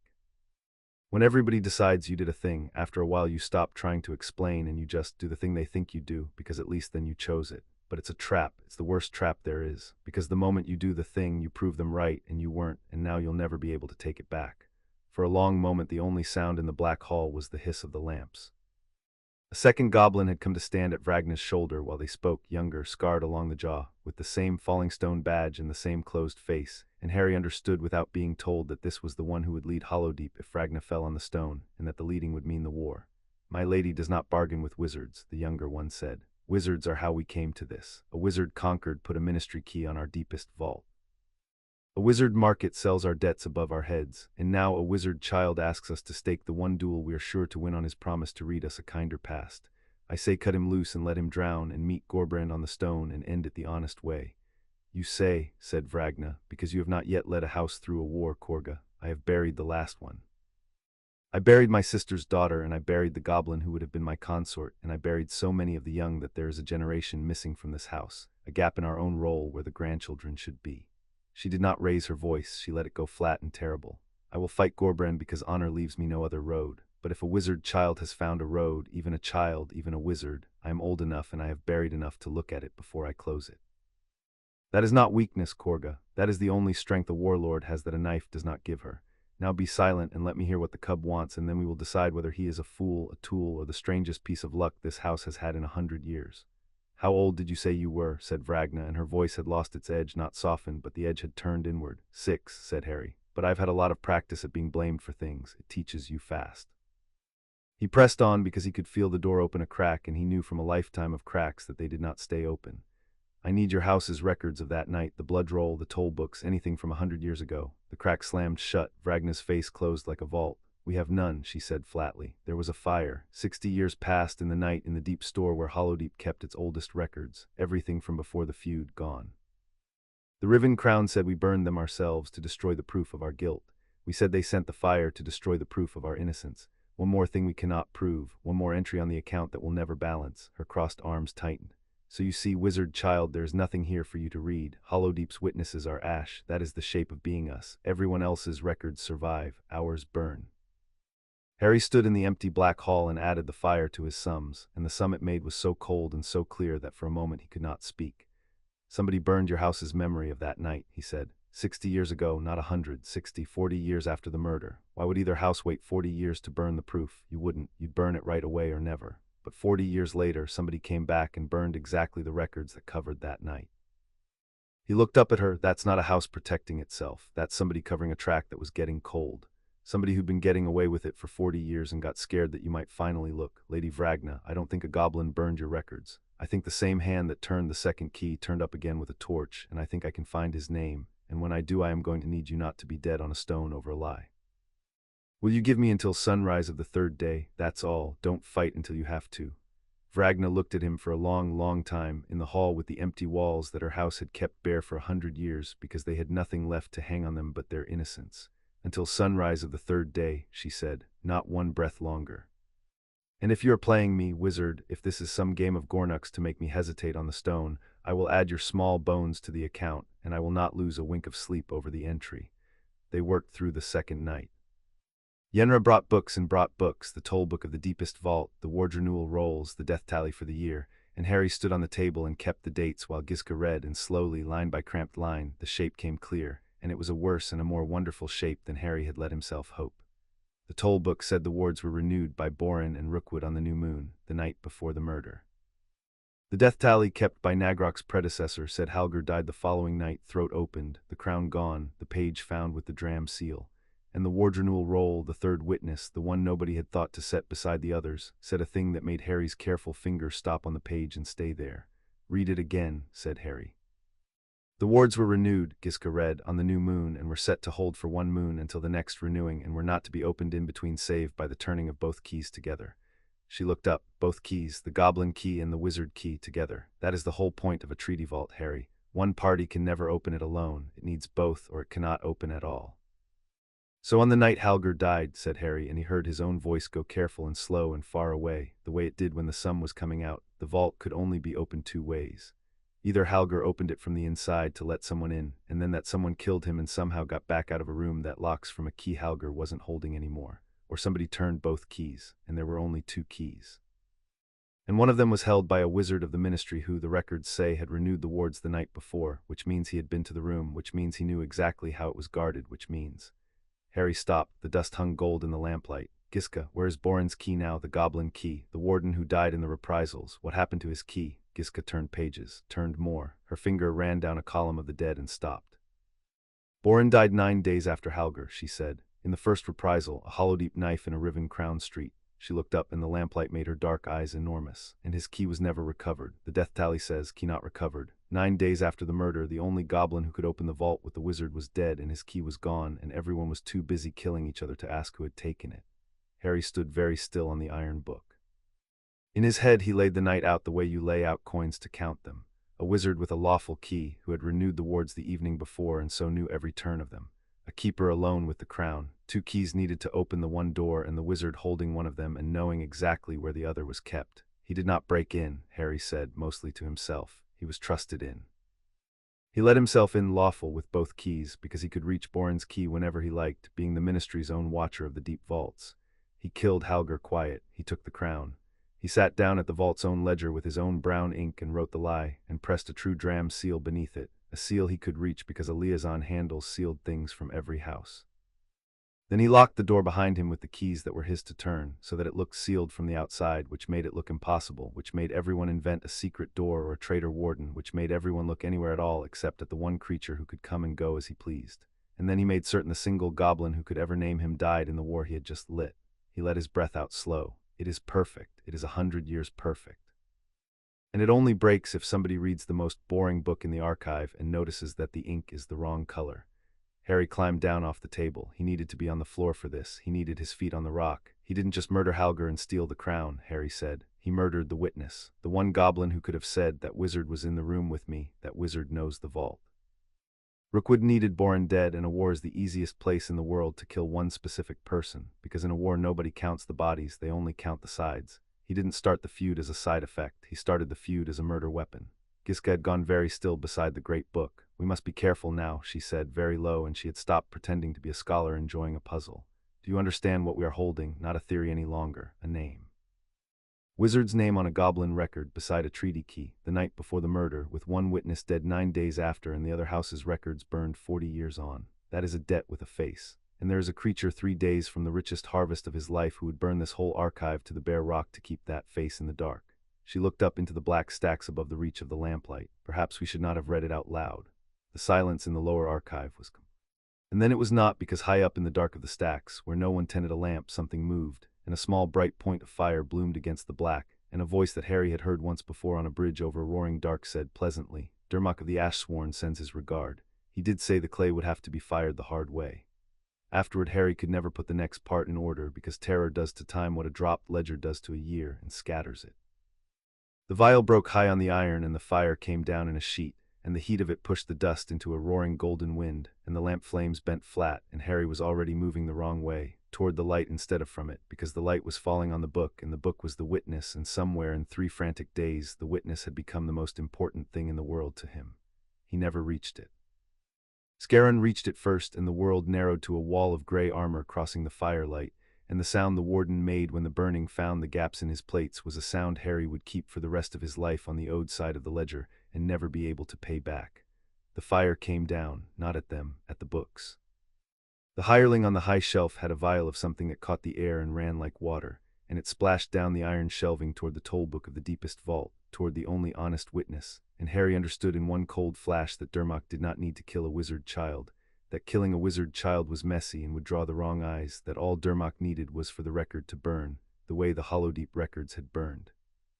So that whatever Harry had found became one more story that no one could prove. Scarron did not go for the hireling. Scarron went for the book.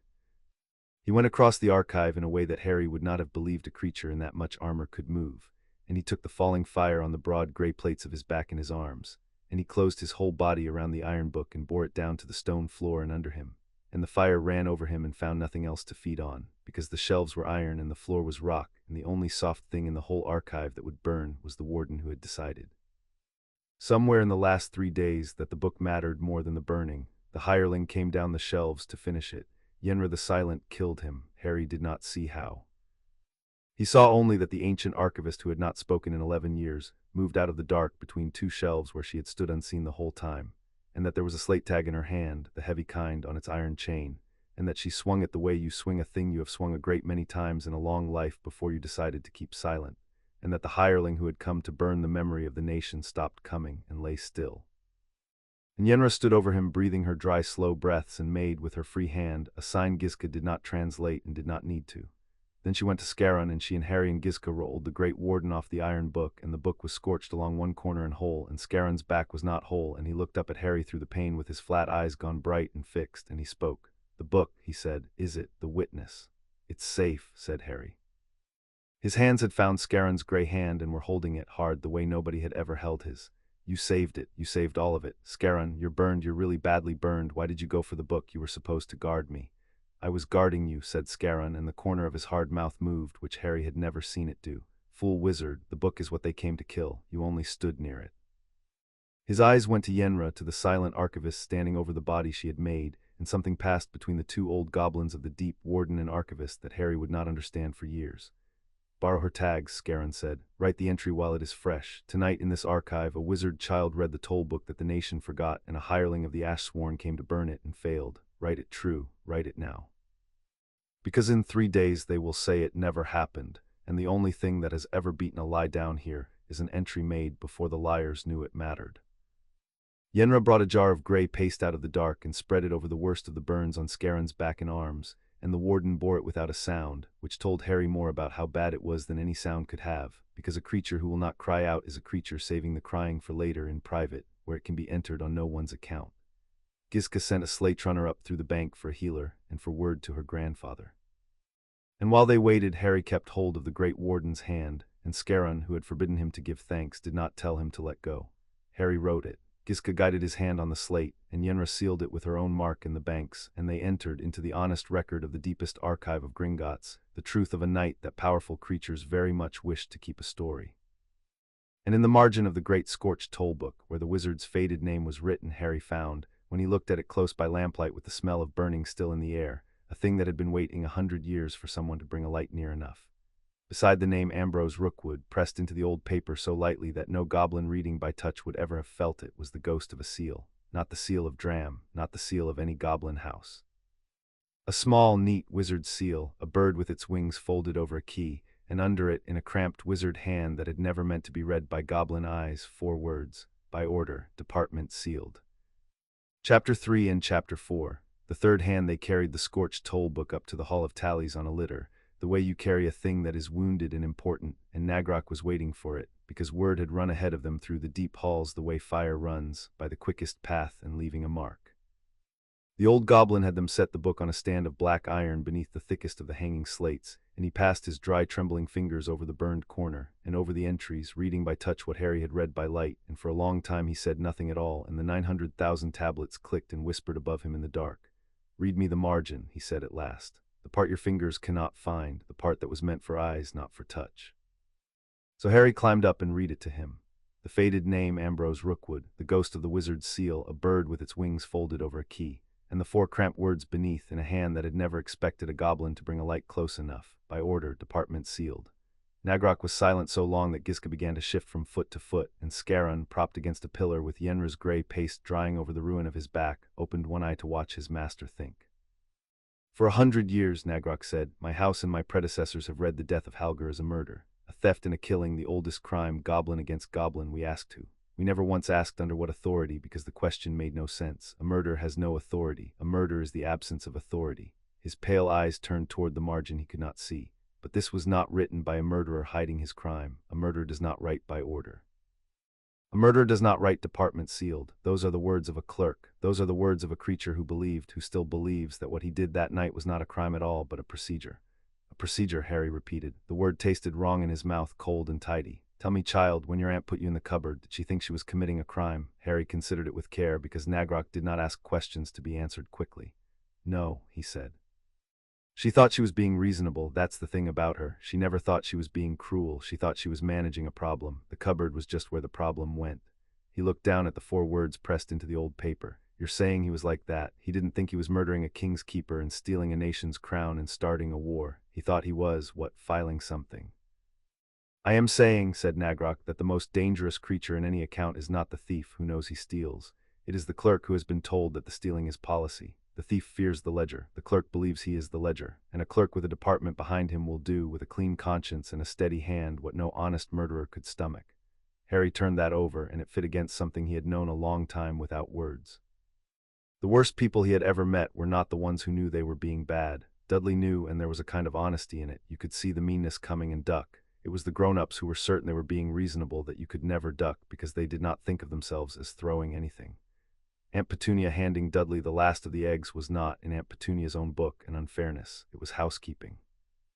And a wizard sitting down at a murdered keeper's ledger to write a war into being by order was not, in his own book, a murderer. He was tidy. He was thorough. He would have been offended to be called a thief, the same as Aunt Petunia was offended to be called unkind, because in their own accounts the book's balanced, and a creature whose book's balance can do almost anything and sleep soundly after. He drew his fingers back from the book. Giska, the conquered rolls.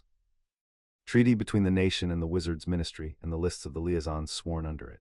Bring me the year. The conquered rolls were kept in their own case of glass and iron because they were the most recented documents in the bank, the record of every right the goblins had signed away to the wizards above in the long bad years after the last rebellion, when the nation had been beaten and hungry and divided, and had taken the wizards' terms because the only thing worse than the terms was the war.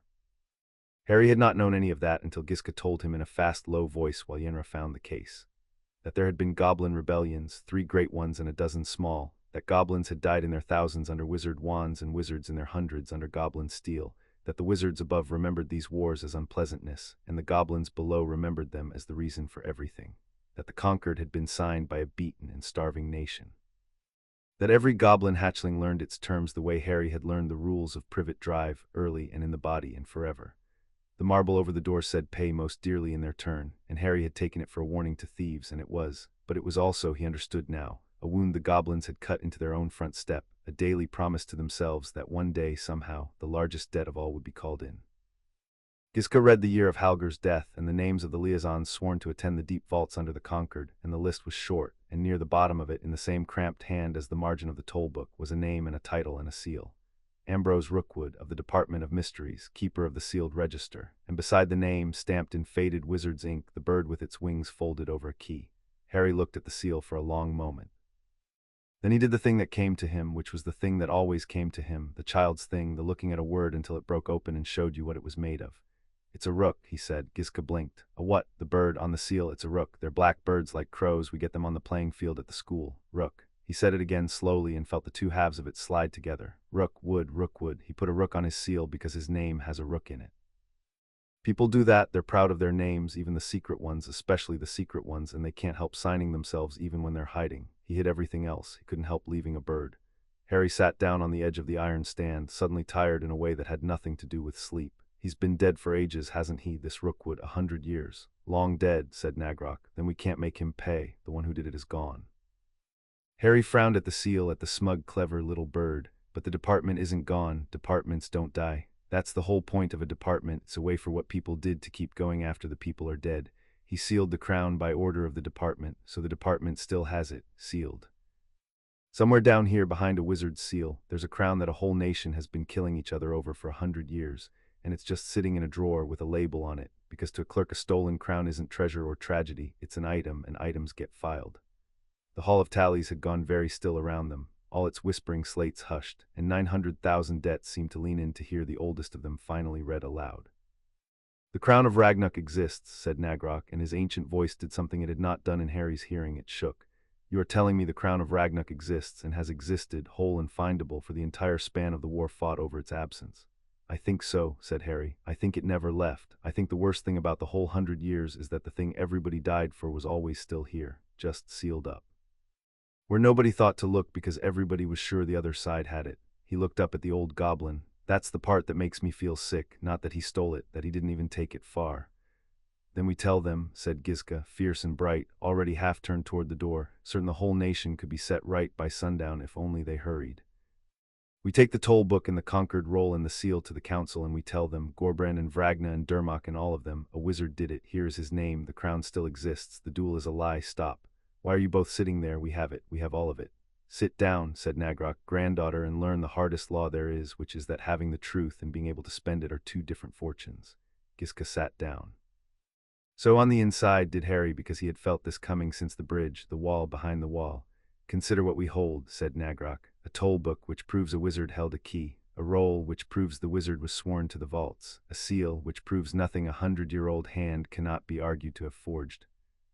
And the reading of a wizard child of 6 who is, forgive me, Harry, the least trusted possible witness in the deep halls, a wizard, a child, and a stranger, 3 strikes against his word in a single small body. Take this to the council and what happens, Harry already knew. He made himself say it anyway, because saying the hard thing out loud was how you kept yourself from flinching from it. Dermot says it's a forgery, said Harry. He says the bank made it up, or Gornuk did, or Dram did, to stop the duel for their own reasons. He says a wizard child reading a 100-year-old book is exactly the kind of trick a desperate house would try. And the houses who have been lied to for 100 years, who trust wizards less than anything alive, they look at the proof that a wizard fooled them and it's brought to them by a wizard, and they don't believe it because believing it means admitting they were fooled, and nobody wants the truth that makes them a fool. He pressed the heels of his hands against his eyes. It's the worst kind of trap. The truth is the one thing they can't afford to hear because it costs them their 100 years. Now you see it, said Nagrok softly. You see why I made my peace with the war, because I am old and I have learned that a truth no one will accept is not yet a truth. It is only a fact that has nowhere to live. That cannot be right, Giska burst out. A fact is a fact. The ink is brown. The key was the wizard's. The witness died 9 days after. Those things are true whether anyone likes them or not. They are true, Nagrok agreed, and truth that can find no believer is the loneliest thing in all the world, and the deep halls are full of it. We pride ourselves on the ledger, and yet the largest entry we keep is one we cannot read, because reading it rightly costs every creature in the nation something they will not pay. The Riven Crown would have to own that they killed for nothing. The Hollowdeep would have to own that 100 years of dying bought them not even the dignity of a true enemy. Dermot would lose his harvest. The council would lose the kingless comet has grown fat upon. Even I would have to own that I made my peace with a slaughter because I believed it could not be stopped, when in truth I had only stopped looking for the boring book. Every creature with power down here has a reason to call your truth a lie. That is what it is for a lie to grow 100 years old. It stops being a lie and becomes a roof, and a great many people are sheltering under it. So how do you make them accept it? Harry dropped his hands. There has to be a way. You're goblins, you believe in the ledger, you said it yourself, every debt gets paid, so there has to be a kind of proof even a 100-year liar can't argue with. What is it? What does goblin law take as true no matter who's holding it? At that the old keeper smiled, and it was a terrible smile, the smile of a creature shown a door it had believed walled up. 2 things, said Nagrok, only 2 things in all the law. The first is an oath sworn upon the stone of Ragnuk, the foundation stone of the deep halls, for the stone does not let a lie stand upon it. A goblin who swears false upon the stone is unmade, and every goblin knows it, and so no goblin swears false upon the stone, and so an oath sworn there is taken as true by all the nation, even by Dermot, even by the houses.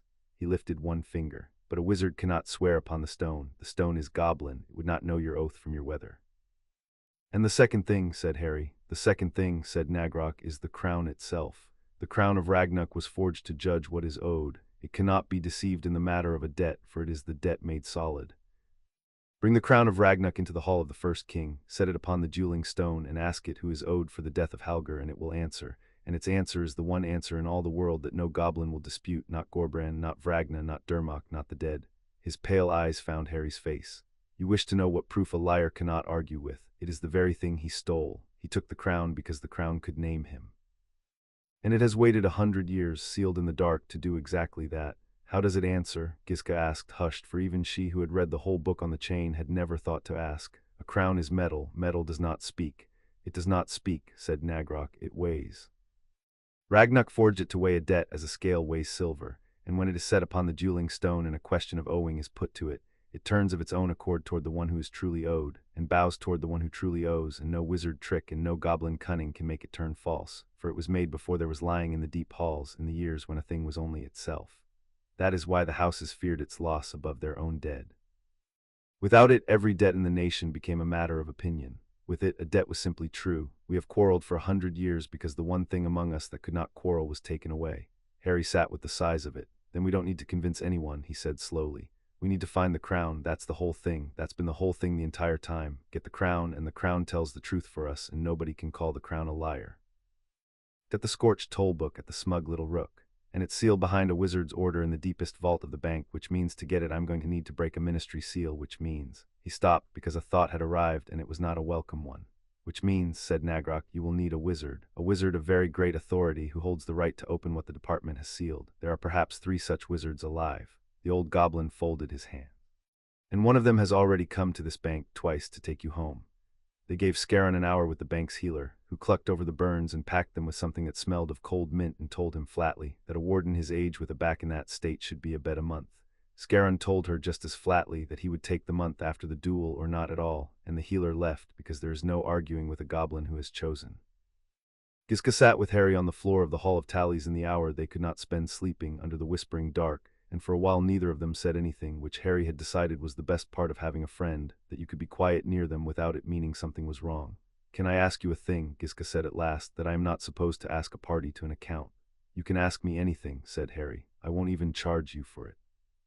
She did not laugh, which meant the thing was real. "Why do you care? It is not your war, it is not your nation. You could have gone home with the great wizard tonight to your terrible aunt in your cupboard and grown up and come back at 11 for school and never thought of us again. No one would have blamed you. You are 6. Why will you go down into the dark in a few hours and maybe die for a crown that was never yours?" Harry thought about it honestly because Giska deserved an honest answer and because he had been wondering it himself. "Because somebody got it wrong," he said. "100 years ago somebody got it wrong on purpose and everybody since has been paying for it and nobody checked, and I know what that feels like. I have spent my whole life being the entry somebody wrote down wrong and never fixed. Useless, trouble, a milk bottle left on a step. Everyone around me read the wrong entry and treated me as though it were true, and I could not fix it because I was small and nobody would let me near the book." He picked at the hem of his robe of no color. "But down here they let me near the book. For once in my life somebody handed me the actual ledger and said, 'Read it, fix it,' and it turns out I am good at it. So I am not going to stop because somebody finally let me, and because if I can fix the wrong entry for a whole nation, then maybe it was always true that the entries can be fixed. Even mine, even me." He frowned. "I don't know if that makes sense." "It makes sense," said Giska in an odd thick voice, and she bumped her shoulder against his once, as she had seen the wardens do to one another, and they sat in the whispering dark and waited for the worst hours of either of their lives to begin. The ministry came before Dumbledore did, in the shape of a thin damp wizard named Reginald Ottoline, who arrived in the manager's chamber with 2 board oars and a great many papers, and who had the particular smell of a creature who had been comfortable for a very long time and had just been made to run. "This is most irregular," said Ottoline before anyone had spoken, which told Harry he had rehearsed it on the way down. "The Office of Goblin Liaison has received a report, a most disturbing report, that the bank has permitted, that a minor, a wizarding minor under the protection of the ministry no less, has been granted access to sealed historical records of the gravest sensitivity, records pertaining to Conquered-era arrangements. These records are closed. They were closed by department order a century ago, and they remain closed, and they are not, they are absolutely not, a matter for goblin curiosity, nor for the entertainment of children."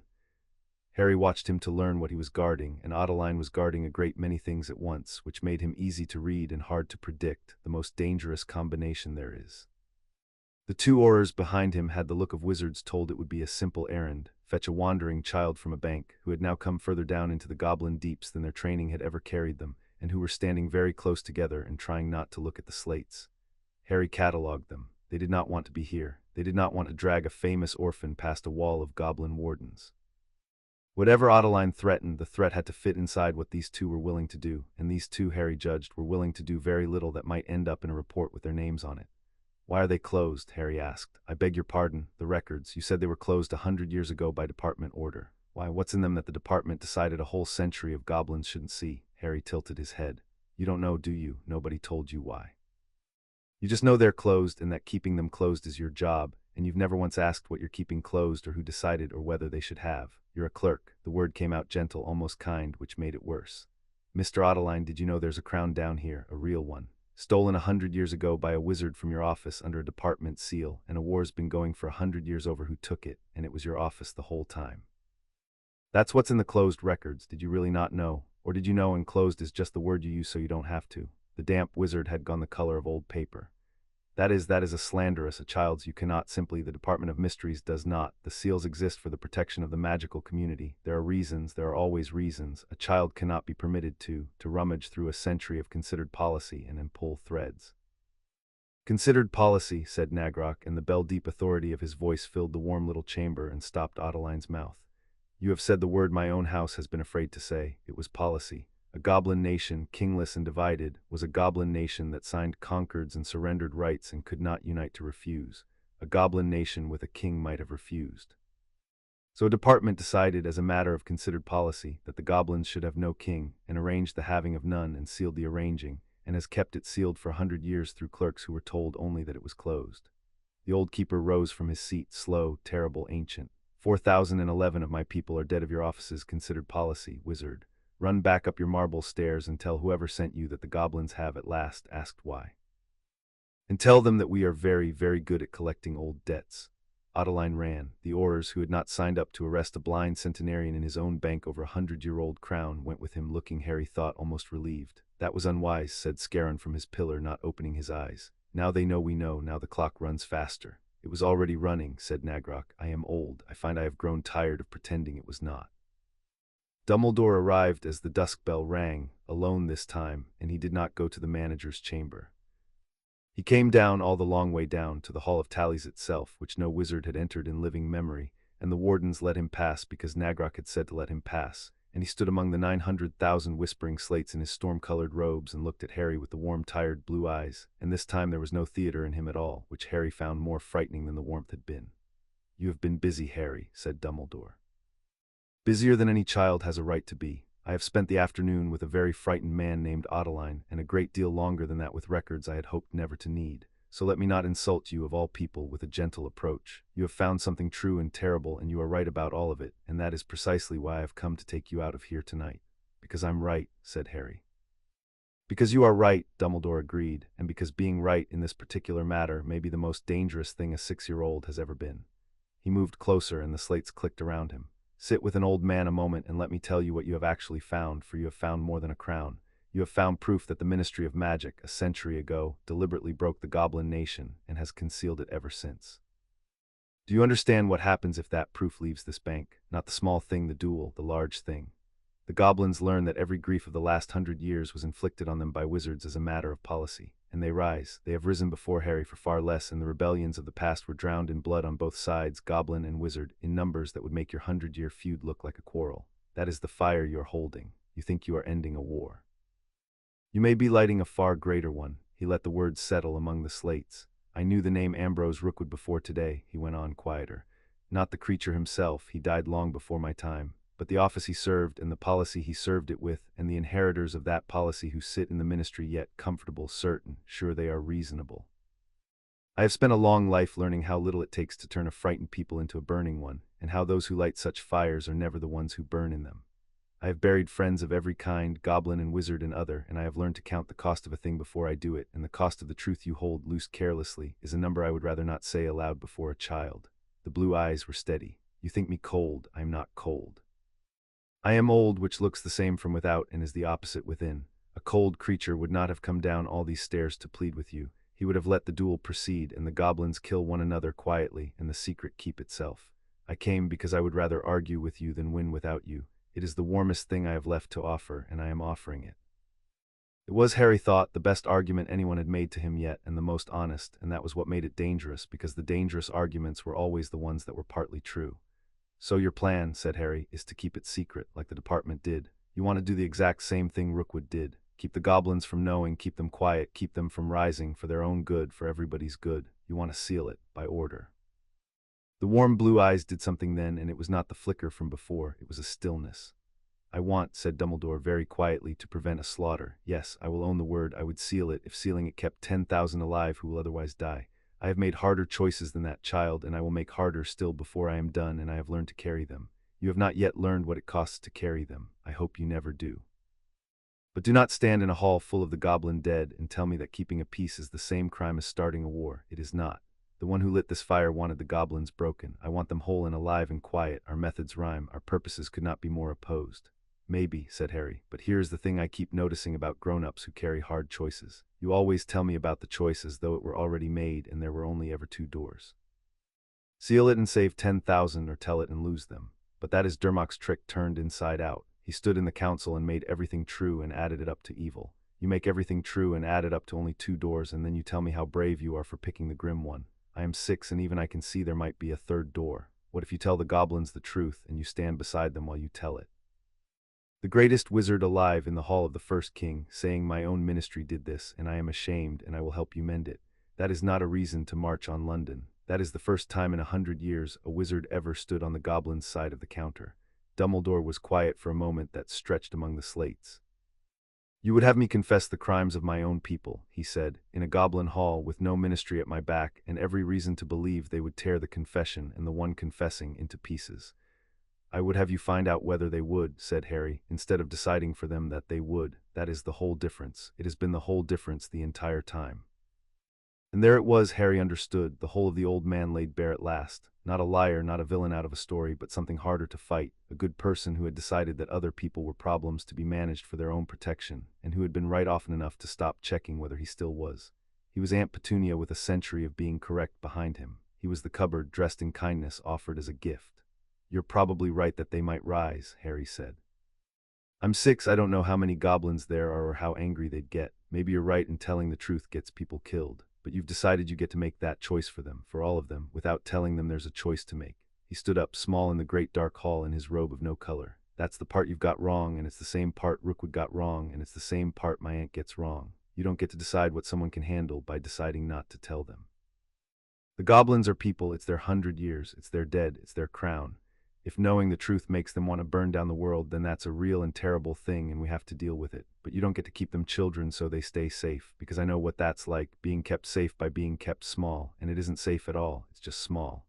The Hall of Tallies was silent but for the breathing of the pale light in the walls. Then from his pillar Scarron spoke in the flat warden's voice that gave no quarter. "He is a party to the account, Albus Dumbledore," said Scarron, "named so by the keeper of the great ledger, sworn to the protection of the bank. By the conquered your own ministry signed, you have no authority over a party to a goblin account within goblin halls. You may ask him to leave. He has answered. You may not take him." Scarron pushed himself up off the pillar, burned and swaying and immense, and put himself, by old habit and new oath, between the wizard and the child. And the warden assigned to him is still breathing, barely, but still. Dumbledore looked at the burned warden and at the blind keeper and at the small, fierce child who had just compared the greatest wizard of the age to a woman who kept her nephew in a cupboard, and something moved across his ancient face that might, in a younger creature, have been the beginning of doubt. "I will not take you by force," he said at last. "I have never taken anyone by force. It is the one line I have kept, and I will keep it tonight. But hear me, all of you. You mean to bring this truth into the light, then you had better bring the crown with it, and the crown alone, for a crown is a wonder, and a wonder can be wondered at, while a ministry conspiracy is a grievance, and grievances burn. Give the goblins back their king and their peace. Do not give them a reason to march on London. If you can thread that needle, Harry Potter, then you will have done a thing I could not do, and I have threaded a great many needles." He inclined his head, that 100-year gesture. "I find to my considerable surprise that I hope you can. I will be watching. And one day, when you are older, you and I are going to have a very long conversation about what you said to me tonight. I suspect I will lose it, too." He turned, and his storm-colored robes swept the dust of the deep, and he climbed back up toward the world of the living, and the slates clicked shut behind him like 1,000 small doors. Giska let out a breath she seemed to have held since the dusk bell. "That," she said, "is the second time in 2 days I have watched you say a true and terrible thing to a wizard who could end you with a word and live. My grandfather was wrong about you. You are not a key. A key opens only what it was cut for. You are more like a question. You walk into a room, and the room cannot stay the shape it was." She paused. "I am not certain that is a safe thing to be." "It isn't," said Harry, who had been exactly that thing his whole short life, and had the cupboard to show for it. "But it is the only thing I have got that is mine." They did not have until sunrise of the 3rd day after all. The runner came down at the turn of the night, a young goblin out of breath and gray in the face, and the slate tag she carried bore the seal of the council, and Nagrok read it by touch and went, if it were possible, older. "Durmok has moved," he said. "He has gone before the council in the dark of the night, with the houses unrepresented, and he has argued that the bank harbors a wizard child who meddles in the duel, that the meddling is itself a corruption of the conclave, and that the only cure for a corrupted conclave is a swift one. He has carried the vote. There were few present to oppose it, and Hesta was not among them." The old keeper set down the tag. "The duel is moved. Gorbrand and Vragna meet upon the dueling stone at the dawn bell. Not the 3rd dawn, the 1st, tomorrow." The slate stirred all at once, a long dry rattle through the dark pillars, and 900,000 debts seemed to feel the clock lurch forward and shudder along their chains. Even the pale veins in the walls seemed to pulse quicker, though Harry knew that for his own blood and not the stones. He had come down into this bank that morning, the morning that felt a year gone, knowing nothing and owning nothing, a thing kept in a cupboard. Now a nation's peace hung on whether a child of 6, a burned warden and an apprentice scribe could do in a handful of hours what an entire people had failed to do in 100 years. Harry was already on his feet. "How long is that?" 6 hours, said Scarron, and he reached for the great curved blade despite the ruin of his back, and his flat eyes had gone bright and fixed, the look of a creature who has decided where it will spend the last of itself. 6 hours to break a ministry seal in the deepest vault of the bank, recover a crown that the Department of Mysteries has hidden for 100 years, and carry it to the hall of the first king before 2 old warlords kill each other over a lie. He bared his teeth, which on Scarron was not a smile and was not a smile. "I told you, wizard child, the accounts of this place are all coming due at once. You will not go down blind," said Nagrok. I cannot break a ministry seal, no goblin can by the conquered's own cruel cleverness, for they sealed their thefts behind a lock that only a wizard hand may turn. But I can give you the road. The crown was carried down the deep way, the warden's stair, past the dragon and through the thief's downfall to the oldest vault of all, the one we do not number, because to number a thing is to admit you might one day open it. Giska knows the road, for she has read it, though no goblin now living has walked it. Scarron knows the dangers, for he has walked worse, and you will know the seal when you reach it, and you will know, I believe, what to do about the wizard lock, for you have already worked out the one thing about it that matters. Have I? Said Harry. You said it to Dumbledore's face an hour ago, said Nagrok. Think on it as you go down. The answer is the same answer you have given every soul since you walked into my hall. I will say no more. An old goblin is permitted one riddle on the worst night of his life. Pick up the lamp, said Scarron. We are going down. Chapter 4 and Chapter 5. The conclave of the Riven Crown, the hall of the first king, was the deepest open place in the world, and Harry felt the depth of it the moment he came through the great doors, the way you feel the size of a thing in your chest before your eyes have measured it. It had been carved, the old story said, by Ragnarok himself, out of a single hollow in the root of a mountain, and 10,000 goblins could stand in it and not fill it. The walls went up and up into a dark that no torch reached, and from that dark hung lamps of pale fire on chains 100 feet long, so that the light arrived from above the way light arrives in deep water, cold and slow, and from a source you could not see. Around the walls, where the carving could be reached, the whole history of the deep halls had been cut into the rock in a frieze that wound up into the dark past seeing. Ragnarok at his forge drawing the first silver, the crowning of the first king, the long line of kings narrowing, generation upon generation, until it came at the last to the dying king and his two daughters, carved standing side by side, their hands not quite touching, and there the frieze stopped, unfinished. The chisel laid down 100 years ago and never taken up again, because a people does not carve the years it cannot bear to look upon. Below the broken frieze the living nation gathered, clan upon clan, in the colors of 100 delvings, filling the ringed tiers until the hall of the first king held more goblins in one place than had stood together since the last rebellion. They had come to watch two of their oldest kill one another, and they had come quietly, the quiet of a people arriving at a thing it knows it should not watch and yet cannot look away from.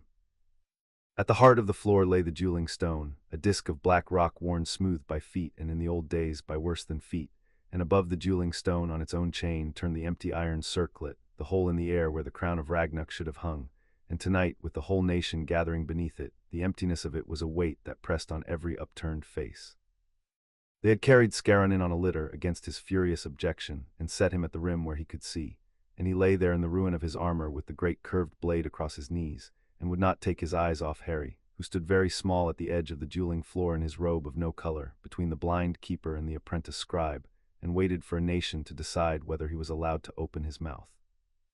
Harry kept his hands still at his sides and his face still over them, which was a skill, like reading upside down, that a certain kind of childhood taught you whether you wished it or not.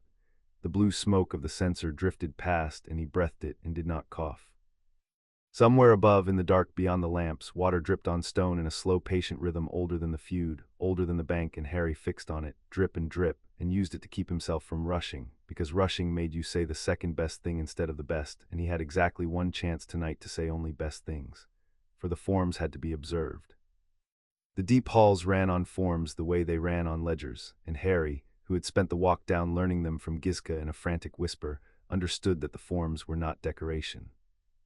The forms were the only thing standing between a grievance and a massacre, the narrow channels cut over 1,000 years to carry a flood that would otherwise drown everyone, and you did not step outside the forms in the hall of the first king, not if you were a warlord, not if you were a forge lord, and certainly not if you were a wizard child who had no business being there at all. The two warlords had entered last, by opposite doors, as the law required, so that neither should be seen to follow the other. Gorbrand of the Riven Crown came in green, alone, refusing the arm his steward offered, and crossed to the green end of the floor and stood like a thing that had grown there out of the rock.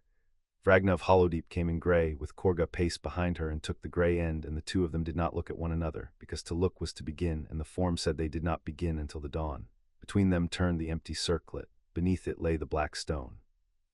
And a young goblin in the white of no house went round the rim swinging a censer of something that burned blue and smelled of cold iron, the smoke of the settling of debts, and the smell of it reached Harry where he stood and told his body, before his mind had caught up, that he had come to a place where the most terrible things were done with the most perfect politeness. The speaker of the council stood upon the dueling stone, an old goblin in robes of grey and silver, with a staff topped by a single unblinking eye of white crystal, and when she struck the stone 3 times, the whole vast hall fell silent at once, 10,000 goblins gone still as the rock around them. "We are come," said the speaker, and the eye of crystal caught the cold light and threw it to the settling of the longest debt.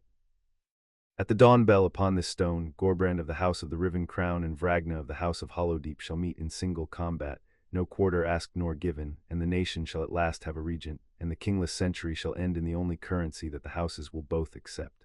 She lifted the staff. "This is the will of the conclave, lawfully voted. Does any party speak against the form of it before the dawn?" And Harry, who had been told exactly when to do it and had been sure all the way down that his nerve would fail, stepped out onto the edge of the black stone and said, in a voice that the great hollow took and lifted and carried up into the unseen dark, "I do." The sound that went through the hall was not a word. It was the sound 10,000 creatures make when a thing happens that the forms did not predict, a long low intake and then a rising murmur, and then from the gray and orange wedge of the ash-sworn a bark of laughter, deliberate, designed to break the moment before it could become anything.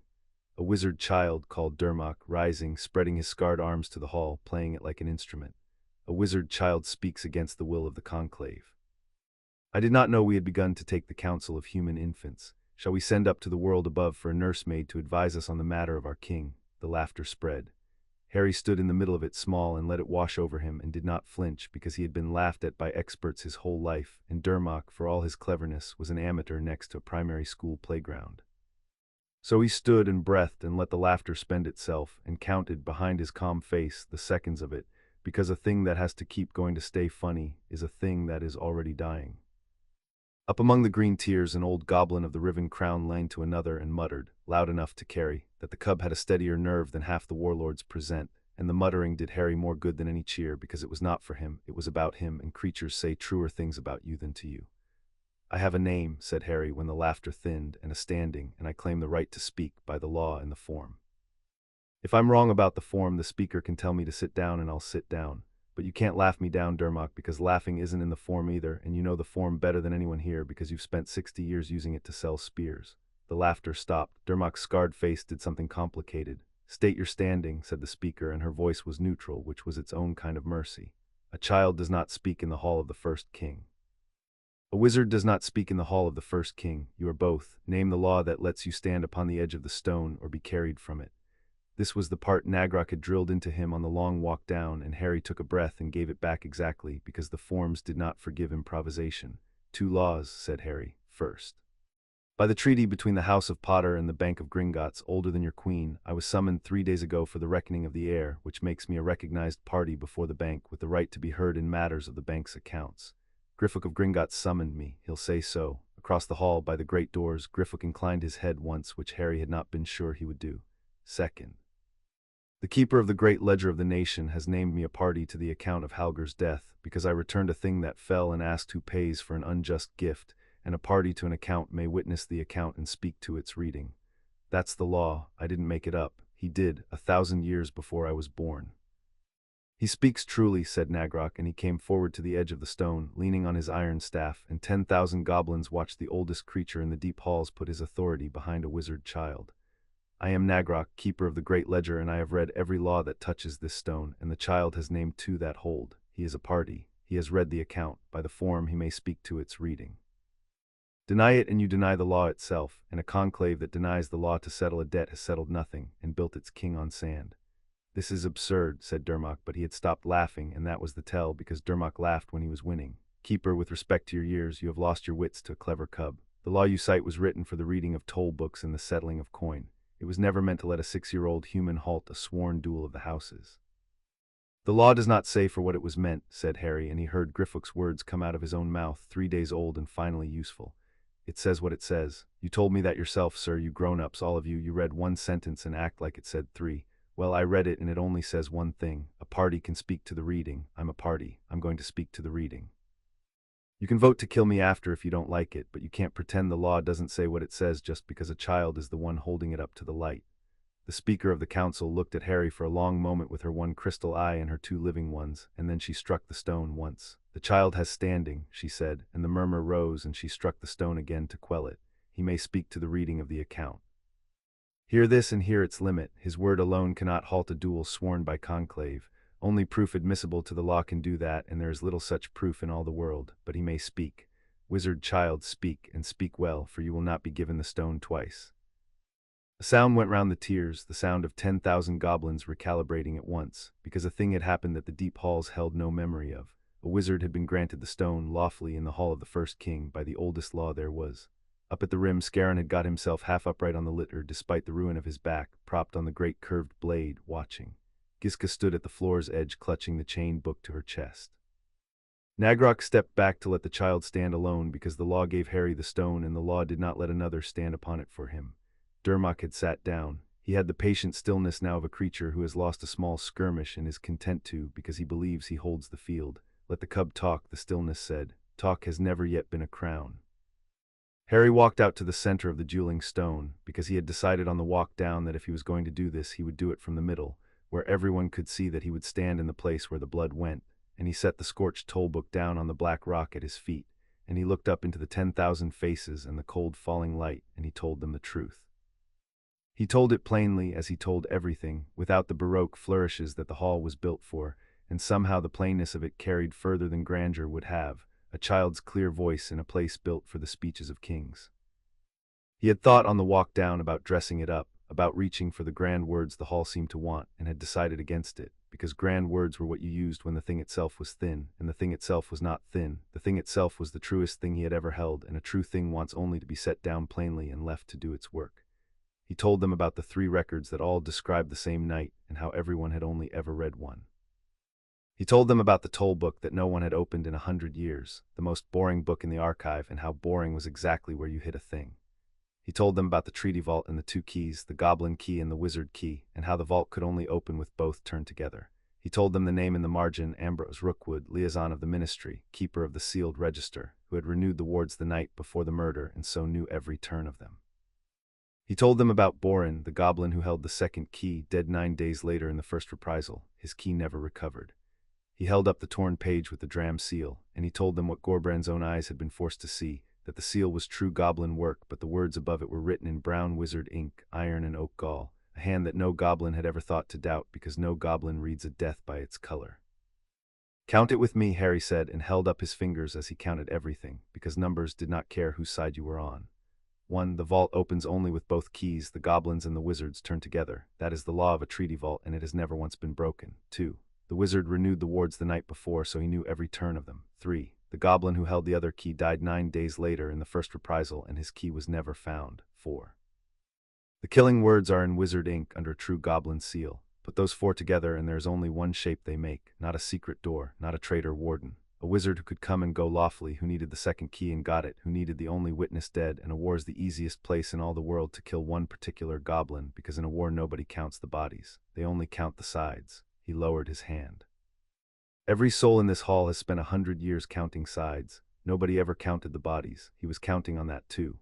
He felt the hall change around him as he spoke, not all at once, but the way a frozen river changes in the first warm hour, a creak here, a shift there, 10,000 goblins beginning against a century of certainty, to do the dangerous thing he had asked of Gorbrand inside his own mind on the bridge, to wonder.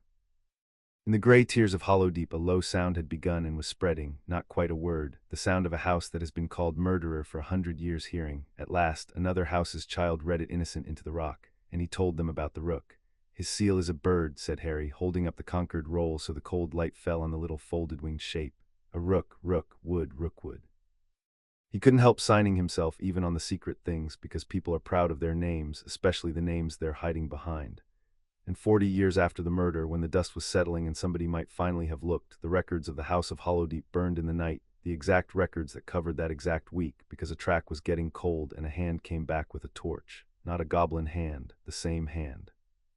I think Ambrose Rookwood, or his department after him, came back to make sure the boring book stayed buried. Harry lowered the roll. "You've been at war for 100 years over who took the crown and killed the keeper. And the answer is, a wizard did on purpose as policy to keep you kingless and divided and easy to bargain with, and then he made sure you'd spend the next 100 years blaming each other so you'd never look up the stairs at him. That's the reading of the account, that's what the records say. I didn't decide it, I just read the boring book that nobody else would." The hall of the first king was utterly silent. And in that silence Harry made the mistake of looking at Vragna and saw that she believed him, saw it in the way the fierce crossed-armed warlord had uncrossed her arms and put one hand over her mouth. And he looked at Gorbrand and saw the opposite, saw the old warlord of the Riven Crown standing rigid as a struck anvil. his face gone the gray of a creature whose whole life is being pulled out from under him entry by entry, and Harry understood, too late, which of the two of them he had hurt worse. Because Vragna's house had always said it was innocent, to Vragna, Harry's truth was a vindication 100 years overdue. But Gorbrand's house had always been the wronged one, the one with the murdered keeper, the one whose mourning had a name and a target and a righteous shape. And Harry had just told 10,000 goblins that Gorbrand's grief had been pointed at the wrong door for 60 years, that the brothers he buried had died for a wizard's bookkeeping, that the great clean wound at the center of the House of the Riven Crown was not clean at all, but a thing a clerk had cut into them and walked away from. Harry had given Vragna her innocence. He had taken from Gorbrand the only thing his pain had ever had, which was meaning. "You," said Gorbrand, and his voice came across the stone like a stone itself. "You little wizard ghoul." He came forward, and the wardens did not stop him, because a warlord may walk upon the dueling stone the night before his duel, and Harry stood his ground in the center of the black rock because running was the one thing that would make it worse, and Gorbrand the Unbought stopped an arm's length from him, vast and gray and shaking, with the deathlight falling cold between them. "You stand on the stone where my father bled," said Gorbrand low, so that only the nearest tears could hear, which was worse than shouting, "and you tell me he bled for nothing. You tell me the war I have carried since I was younger than you, the war that ate my brothers, the war I have prayed every night of my life had a reason, had no reason, that it was a filing, a clerk's tidy crime. You ask me to set down the one thing that has held me upright for 60 years, the knowing of who to hate and to pick up instead what shame, the knowledge that my whole house has been a fool for 100 years, weeping at the wrong grave." His old hand had found the haft of the knife at his belt, and the whole hall saw it and went rigid. "It would be kinder if you had lied, a lie I could kill. But you have brought me a truth with nothing under it, no body to bury, no enemy to face, no crown to hold, only a dead wizard and a bird on a seal and a child's certainty, and you ask me to throw away my 100 years for that. I am too old, wizard. I am too old to be made a fool of in front of my nation on the last night of my life. Sit down, or by the stone I will sit you down, and let the dawn come, and let me die hating the enemy I have always hated, because it is all I have left, and you cannot even let me keep that." "I am not trying to make you a fool," Harry said, and he did not step back from the knife, because stepping back was a kind of lie and Gorbrand would read it. "You were not a fool. You were lied to by somebody very good at it, and being lied to is not the same as being stupid. It is the same as being a person somebody chose to use. My aunt used me for 6 years, and I never once caught her at it, and I am clever, and I watch everything. Being fooled by a clever liar does not make you small. It makes you somebody a clever liar was afraid of, because no one bothers to lie that hard to a creature who does not matter." He looked up into the old gray ruined face. "Your brothers did not die for nothing, sir. They died because a wizard was so frightened of a goblin nation with a king that he murdered to keep you kingless. That is not nothing. That is the most that anyone's dead have ever meant. They were the price of holding a whole people down. Do not let him have the last of it by making you draw at the dawn over his lie. That is the only way he gets to win twice. Put up your knife, Gorbrand." The voice came from the gray end of the stone, and it was Vragna's, and she had crossed half the distance to them without anyone marking it, and the whole hall drew a breath, because for a warlord of Hollowdeep to step toward a warlord of the Riven Crown the night before their duel was, by every form there was, the beginning of the very thing the dawn was meant to contain. "Stand off, Dram," said Gorbrand, not turning. "This is not your moment." "It is exactly my moment," said Vragna, "and I am sick to the teeth of being told my moments by your house." She stopped within the reach of his blade, fearless, and she did not look at the knife, she looked at his face. "You think the child has robbed you. I know what he has done, because he has done the reverse to me, and I tell you it is no gift either way. 100 years I have wanted to be believed. And now a wizard cub reads us innocent into the rock of the first king, and do you know what rises in me, Gorbrand? Not triumph. I feel the floor go out from under 100 years of my dead, the same as you do. Because if no Dram killed your keeper, then my sister's daughter did not fall in a war of honor. She fell in a wizard's accident. They all did, yours and mine. 4,011, and not one of them for a reason, and that old enemy is the truth we have both been hiding from behind each other's faces for a century. It was easier to hate you than to learn we had been fools together." Gorbrand's hand did not leave the knife, but it did not draw it either. "You believe the cub," he said. "I believe the ink," said Vragna. "I have seen the brown of it on the page in your own reliquary an hour past, because unlike you I went and looked when he asked. Hate me at the dawn if you must. We are sworn, and I will meet you, and one of us will fall. But do not kill the child for the crime of being right, and do not draw at the dawn bell one breath sooner than your honor forces you. If there is even a chance that our 4,000 were murdered by a third hand and not by each other, then you and I owe them, both, the single hour it costs to find out." A silence followed her that was unlike the silences before it, because a Hollowdeep warlord had just stood within a Riven Crown blade's reach and spoken, not for her own house, but for the dead of both, and the deep halls held no form for that, no ritual, no precedent in 10,000 years of carved frieze. Even Dermot, for the space of one breath, found nothing to say. And Harry, watching the two old enemies stand close over the black stone with no blood between them, understood that he had already changed a thing tonight that could not be changed back, whatever waited on the stair. He had made the two houses stand on the same side of a single question, once, for one breath, which was one breath longer than they had managed in 100 years, and a thing that has happened once can be argued to happen again. It was, Harry thought with the cold, clear part of him that never stopped working even when the rest of him had gone to water, the most honest thing anyone had said to him in 3 days, and it was Dermot's opening, and Dermot took it. There it is, called the Forge Lord, rising again, warm and reasonable and merciless. Here the warlord of the Riven Crown, the child brings us a dead man and a story, no body, no enemy we can answer, no crown. Only the word of a wizard that the wizards are to blame, which is the one thing a wizard would say, is it not, to set the houses at peace and goblin-kind at ease and the markets above us undisturbed. He turned to the hall, and his scarred arm swept the 10,000. I will tell you what I see. I see a clever cub, coached by a senile keeper in a bank that fears what a war will cost it, sent to rob 2 old warriors of an honorable settling. I see no proof. I see ink and birds in the boring books of dead clerks. And ask yourselves who brings it, Dermot went on, soft and warm and certain. A wizard child, yes, but a wizard raised above us in the world that signed the conquered and skims our debts and would dearly love the deep hall's quiet. Of course a wizard tells you a wizard did it. It costs him nothing to blame a 100-year-old corpse, and it buys him a goblin nation that lays down its blood debt and goes back to sleep. We have a word, do we not, for a creditor who forgives a debt that was never his to forgive. We call him a thief by the other door. I say this cub is the cleverest thief the Riven Crown ever loosed upon us, and his theft is the duel itself, the one honest settling we have left. The gray and orange roared, and the warmth in Dermot's voice never once slipped, for he had learned long ago that the surest way to set a fire is to speak gently while you strike the flint. Goblins.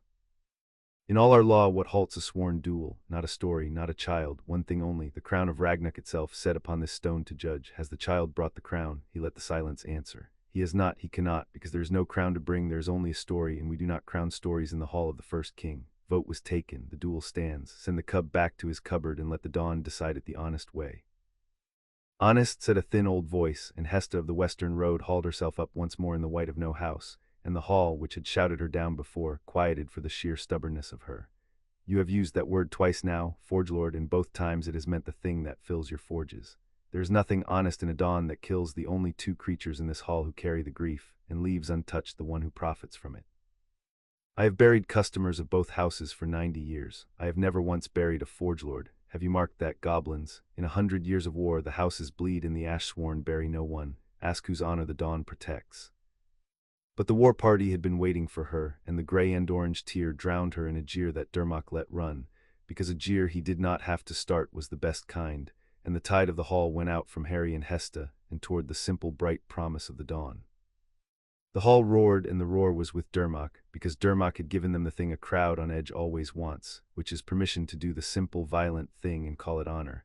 And Harry stood in the middle of the black stone with the toll book at his feet, and felt the room turn against him like a tide going out. It told the truth perfectly, completely, and it had not been enough, because a truth with nothing under it was, exactly as Nagrok had warned him, only a fact that had nowhere to live. He is right, said Harry. He had to say it twice before the hall heard him, and the second time he said it into the one crystal eye of the speaker's staff, knowing it would carry, and the hall quieted to hear a child agree with the creature who had just buried him. Dermot's right, said Harry. That's the worst part. He's right about the law. A story doesn't halt a duel. Only the crown does, I know that now. I should have known it before I opened my mouth, but I'm 6, and I wanted so badly for the truth to be enough, and it isn't, and that's a thing I'm going to have to learn over and over for the rest of my life, that being right and being believed are 2 different fortunes. He stood a moment in the middle of the black stone, small in his robe of no color, and let the hall see that he was not going to cry, and not going to run, and not going to pretend the loss had not landed. I told it perfectly, he said almost to himself, and it was not enough. All right, a thing can be true and not yet be enough. I can work with that. He looked up at Gorbrand, who had not moved, whose hand was still on the knife. But here's the thing Dermot got wrong, the one little thing, because Giska told me there's always one. He said there's no crown to bring. He's wrong. The crown exists. It never left. Rookwood didn't take it far, because to a clerk a stolen crown isn't treasure. It's an item, and items get filed, and it's been filed in the deepest vault of this bank for 100 years behind a ministry seal. And I can prove every word of what I've said in the one way the law accepts, the only way, by bringing the crown of Ragnarok to this stone and letting it judge. He turned slowly in the center of the dueling floor to take in the whole vast silent hall, as he had watched Ragnar do it, because he had learned that too. So I'm not asking you to believe me, he said. I know you can't. A wizard telling goblins that wizards are to blame with no crown in his hands, of course you can't. I wouldn't either, so I'm asking for something else. I'm asking for the law. The speaker said it.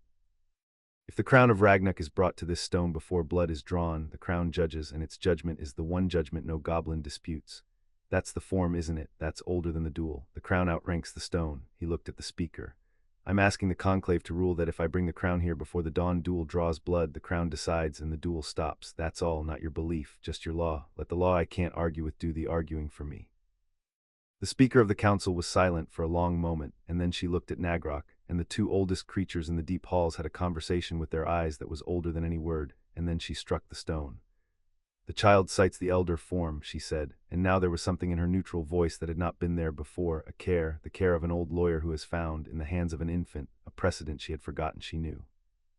It is true law, and it is the oldest law, and it supersedes the duel, for the crown of Ragnarok was made to judge debts, and a duel is only a debt settled in blood for want of the crown. If the crown is brought to this stone before the first blood of the duel is shed, the crown shall judge the death of Halger, and its judgment shall bind the nation, and the duel shall be void. She lifted the staff, and the crystal eye blazed. Here the ruling and the cost. The duel stands for the dawn bell. It will not be delayed by one breath. If the crown is not upon this stone when the warlords draw, then the warlords draw, and the child's story dies with whoever falls and is never spoken in this hall again. That is the law. That is the whole of the mercy in it. Wizard child, you have until the dawn bell. Where is the crown? The ruling went through the hall of the first king like cold water through hot rock, and the hall cracked along it.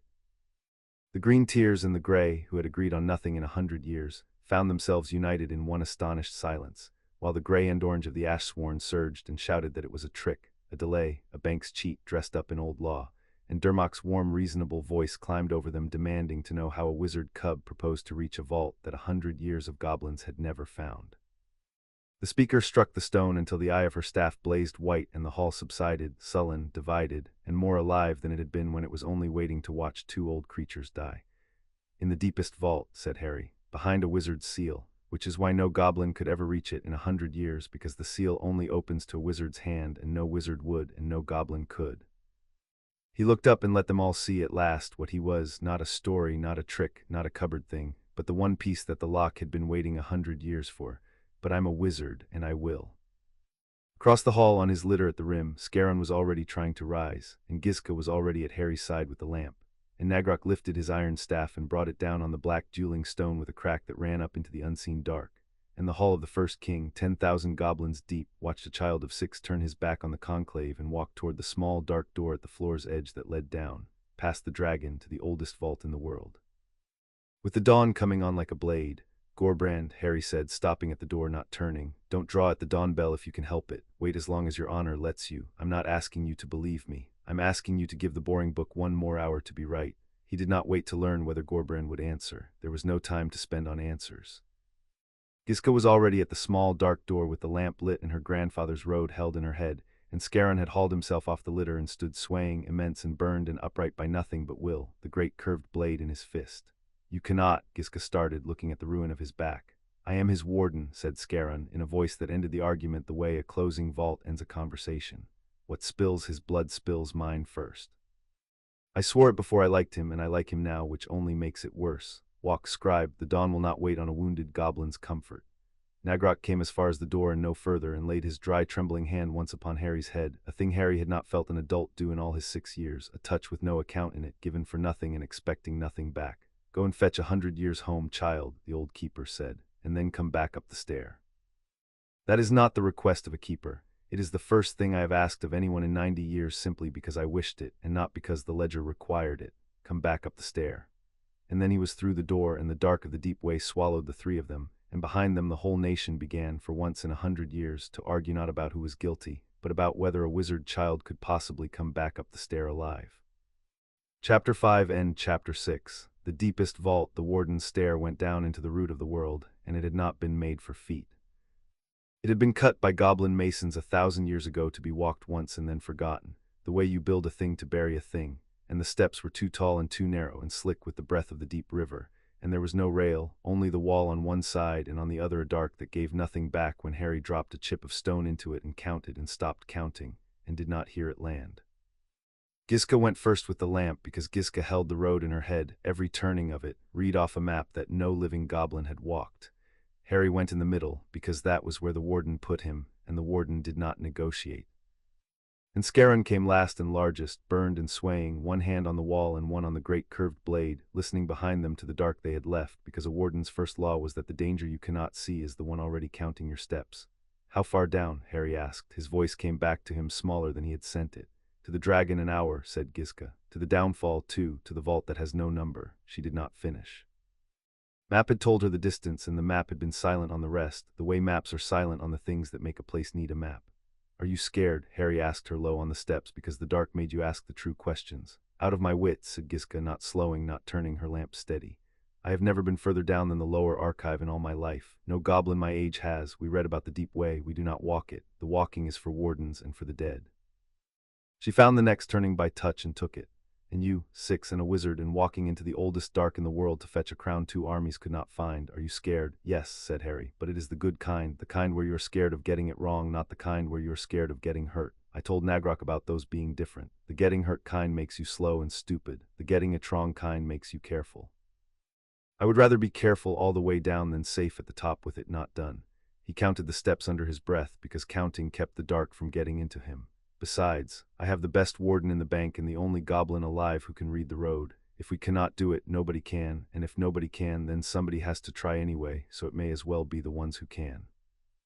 Behind them, far up, a pebble turned under a careful boot, and all 3 of them heard it, and none of them spoke of it, and they went down faster. They went down.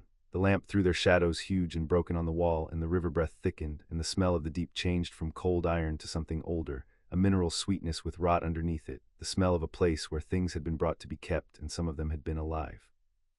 Twice Scarron stopped them with a fist raised, and they stood in the dark with the lamp shuttered, and listened, and once Harry heard it, far back and far above, the small particular sound of a boot finding a step that was not where the boot expected, and then nothing because whoever it was had learned and gone quiet. Someone's behind us, Harry said. Someone has been behind us since the door, said Scarron.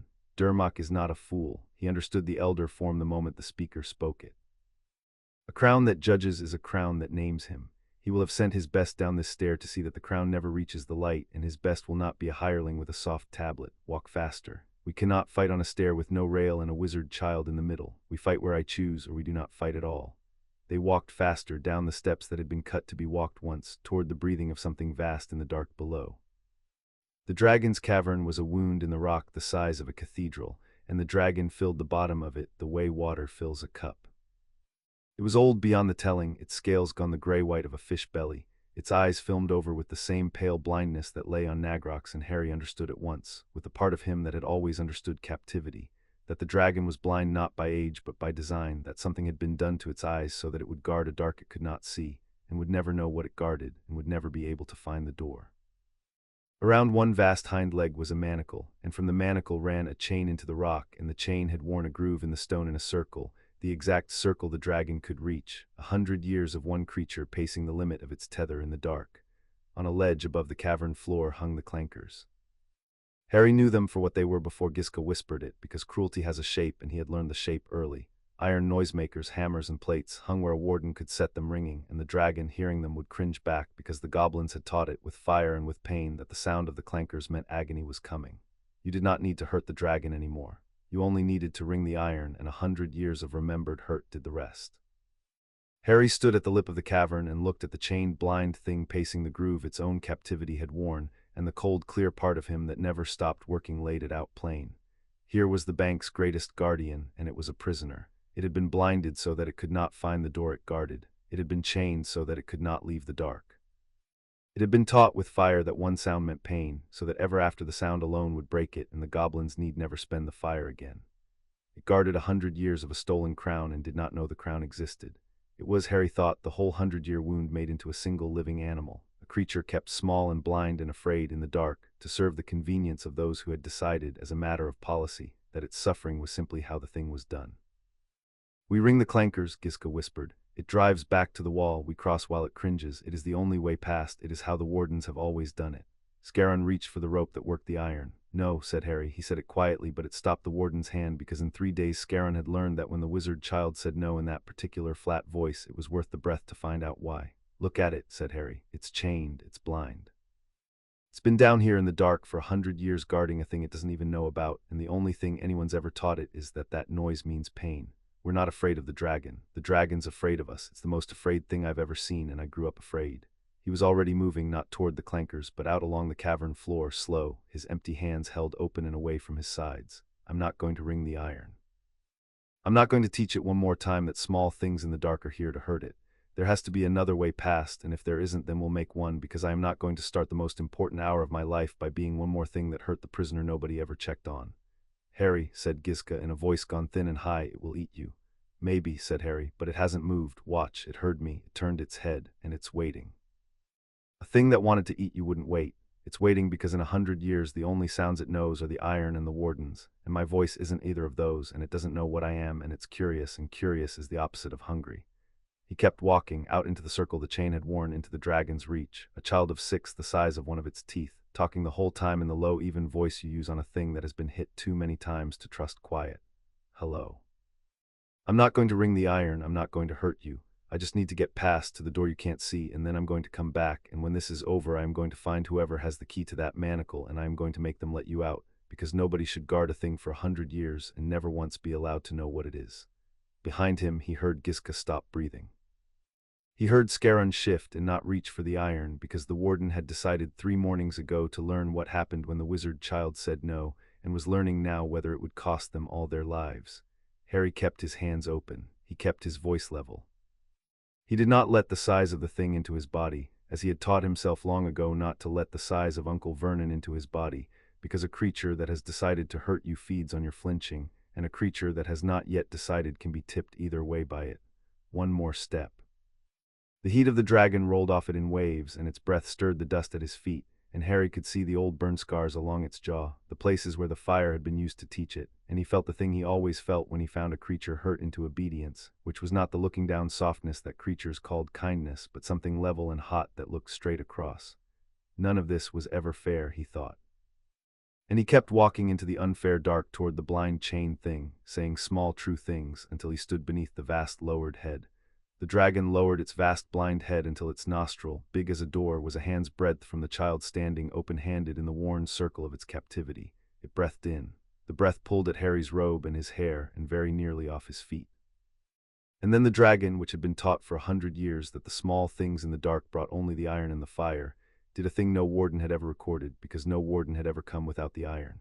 It turned its head aside and lay its jaw down upon the stone, and let the strange voice and the empty hands pass by into the dark beyond, unhurt, unhindered, the chain trailing slack behind it as it had not lain slack in a century.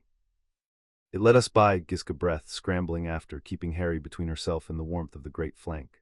It has never let anyone by. The wardens have rung the iron for 100 years, and it has never once just let anyone.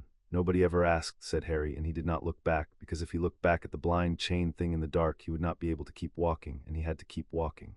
That's been the whole story the entire time, hasn't it? Down here, up there, all of it, nobody ever asked. They went down past the dragon into a dark that the lamp seemed to give up on, and the stair grew worse, the steps slick and broken, and twice the rock shifted under Harry's feet, and twice Scarron's hand closed on the back of his robe out of nowhere and set him right without a word. The pursuit came with them. They could not see it, and they could not lose it. The warden's stair was one road down and one road up, and somewhere on it, patient, a killer matched their pace and waited for the place where the stair would do his work for him. Gizka navigated by touch and memory, calling the turnings in a whisper. Left here, mind the gap. The map says a false step ahead, and the map has been right so far. And Harry understood that they were trusting their lives to a thing read off a page by a child who had never walked it, and that this was, when you came down to it, the whole of what he had been doing for 3 days, trusting the boring book over the loud story, and it had not failed him yet. The thief's downfall was a cataract that crossed the stair. It came out of the rock high on one wall and fell across the steps in a sheet and vanished into the dark on the other side, and it did not look like much, a curtain of water a stride deep, until Gizka stopped at its edge and would not put her hand in it. It is the downfall, she said. It washes away all concealment, every charm, every glamour, every borrowed shape and stolen face, goblin magic and wizard magic alike. It strips a creature down to what it truly is, so that nothing may pass into the deep vaults wearing a lie.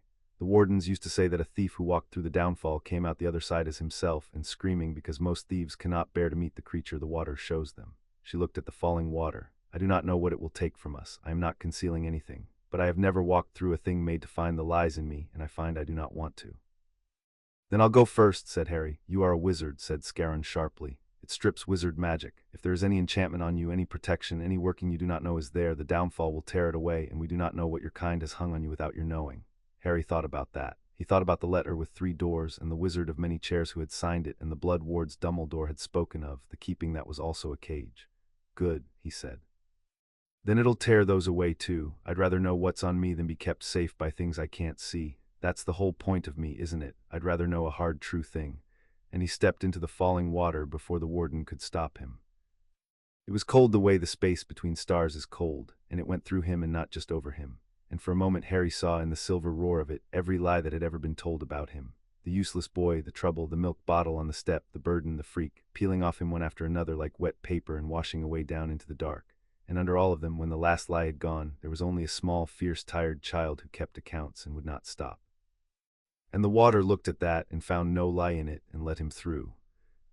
He came out the other side wet and shaking and entirely himself, and behind him he heard Gizka go in and gasp and come through, and then Scaron, who made no sound at all, but who stood a moment on the far side with the water running off the ruin of his armor and his eyes very bright, because the downfall had shown the old warden something too, and he did not say what, and Harry did not ask, because some entries a creature keeps in its own private book. Gizka came through with her teeth bared and her eyes streaming, and would not say what the water had shown her, only that it had not been a lie about herself that she had known she carried, which was the worst kind, and she gripped the chained book tighter against her chest and stood very straight, the way a creature stands when it has just met itself in cold water and decided against the evidence to keep going. And then across the cataract, on the steps they had left, a shape came down out of the dark. He was ash-sworn, broad and scarred and unhurried, and he wore no armor, only leather, because he had come to move fast and kill quietly, and across his back were 2 short curved blades, and he stopped at the edge of the downfall and looked at the 3 of them on the far side with the patience of a creature who has all the time in the world because he has done this many times before. Gorven, said Scaron, very low, Durmok's blade, I know him. He is the best the Forge Lord has, and the Forge Lord has sent him to be sure. He turned his head a fraction toward Harry, never taking his eyes off the shape across the water. When I say run, and you do not stop, and you do not look back whatever you hear. Gizka has the road. Gizka gets you to the door. That is the only account that matters now. Say you understand it. Scaron, said Harry, say you understand it. I understand it, Harry whispered. I hate it. But I understand it. Scaron did not look at him when he answered, because a warden about to make a stand does not waste his eyes on the thing he is protecting. He spends them on the thing he is protecting it from. Good, he said. Then know this also, since I may not get the breath to say it twice. You are the strangest account I have ever kept, wizard child, and the only one I have ever been glad to owe. Now be quiet. He is coming, and I need the silence to hear how. Across the cataract, Gorven stepped into the downfall, and the water tore at his concealments and found a killer underneath and let him through, because the downfall only cared about lies, and Gorven had never once lied about what he was. They ran. The stair bottomed out into a passage that ran straight as a spear toward a door at the end of it, and the door, even at a distance, even in the swinging lamplight, was the most beautiful and terrible thing Harry had ever seen. A slab of black metal 3 times the height of a goblin, and across it, worked in silver that had never tarnished because it was Ragnar's own silver, was the whole story of the deep halls told again, the forge and the crown and the line of kings, and below it all. Where the silver story ended, a single keyhole, and around the keyhole a bloom of wizard's wax and a seal pressed into it, a bird with its wings folded over a key.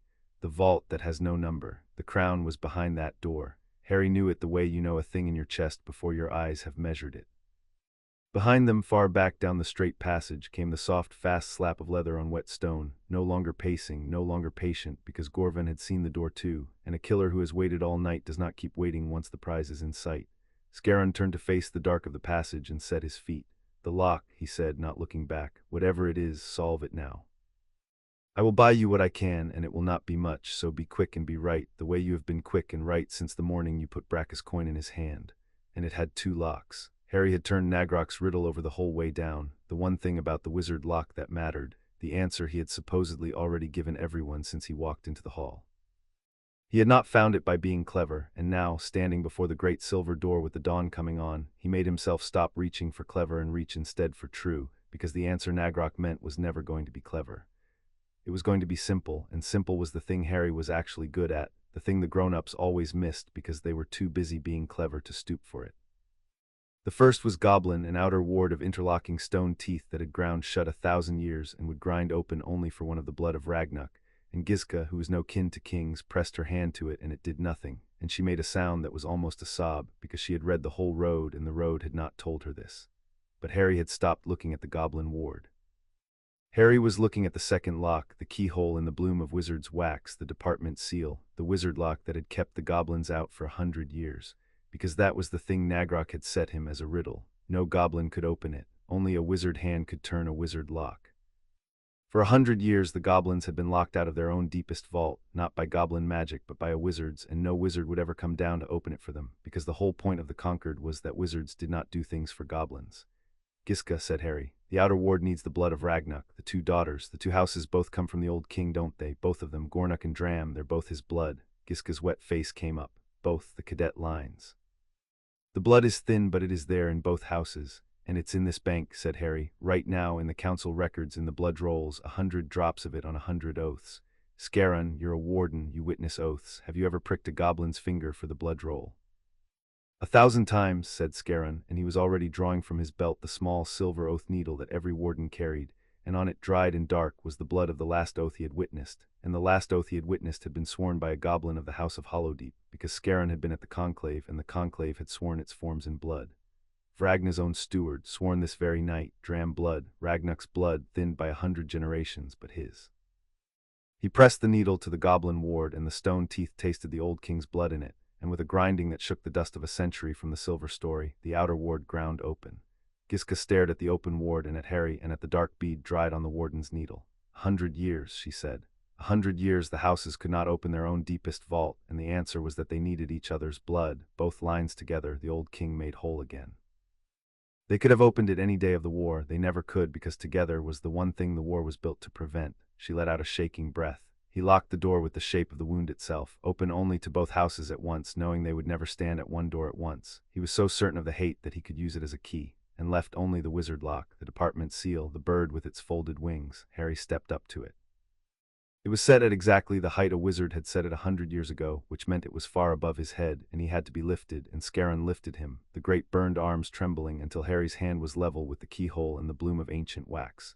There's no key, Harry said. There was never a key, said a voice from the dark behind them, old and tired and warm. Ambrose Rookwood took the key with him to his grave, as he was ordered to, so that the lock could never be opened by any hand but one that held the authority of the department itself. I'm very much afraid, Harry, that you cannot open that lock. It requires a wizard of standing, and you are 6. Albus Dumbledore came forward into the lamplight in his storm-colored robes, having come down the long stair by some road of his own, and his face in the cold light was very grave. It requires, in point of fact, someone rather like me. He did not raise his wand. He stood among them, an old wizard in the deepest goblin dark where no wizard had been suffered in living memory, and he looked at the broken outer ward and at the dried blood on the warden's needle, and at the small soaked child who had brought 3 of them past a dragon and a cataract and a killer to a door that 100 years of goblins could not open. And whatever Albus Dumbledore had come down the long stair meaning to do, Harry watched him begin, visibly, to mean something else. You came down, said Harry. I came down, Dumbledore agreed. I have been coming down all night, by the old ways, a step behind you and a step ahead of my better judgment. I told you in the Hall of Tallies that you would need a wizard of great authority to open what the department had sealed. I did not tell you that I am, very nearly, the last wizard alive who still holds that authority, because the office of which Rookwood was keeper answers in the end to the chief warlock of the Wisengamot, and that for my sins is me. He looked at the bird seal, at the folded wings, and something old moved behind his eyes. I can open that lock, Harry. I am perhaps the only living creature who can. And I came down here still not certain whether I would, or whether I would seal it deeper and take you home, and let the dawn settle the goblins' quarrel the way it has settled it for 100 years. The cavern held its breath. Somewhere back in the dark on the stair a killer was coming. And now, said Harry. And now I have walked through a dragon's reach, said Dumbledore, and found it lying with its jaw on the stone unhurt because a child would not ring the iron. And I have heard from a warden who does not waste words what you said to it. And I have spent a long night thinking about a third door, which a 6-year-old described to me in a hall full of goblin dead, and which I, who have threaded a great many needles, had stopped believing existed. He came to the foot of the great silver door and looked up at the seal his own office had pressed there a century before his birth. You told me that I do not get to keep a people small so that they stay safe. You told me that being kept safe by being kept small is not safe at all. You were speaking of yourself, but you were also speaking of them and of every choice I have made for 100 frightened thousands who never knew I was choosing for them. He drew his wand slowly. I have decided, Harry Potter, that I would rather find out whether the goblins can bear the truth than spend the rest of my life certain that they cannot. That is the third door. I do not know that it does not lead somewhere terrible. But you are right that it is theirs to walk through and not mine to wall up. Hold the child higher, warden, let his hand be on the seal when it breaks.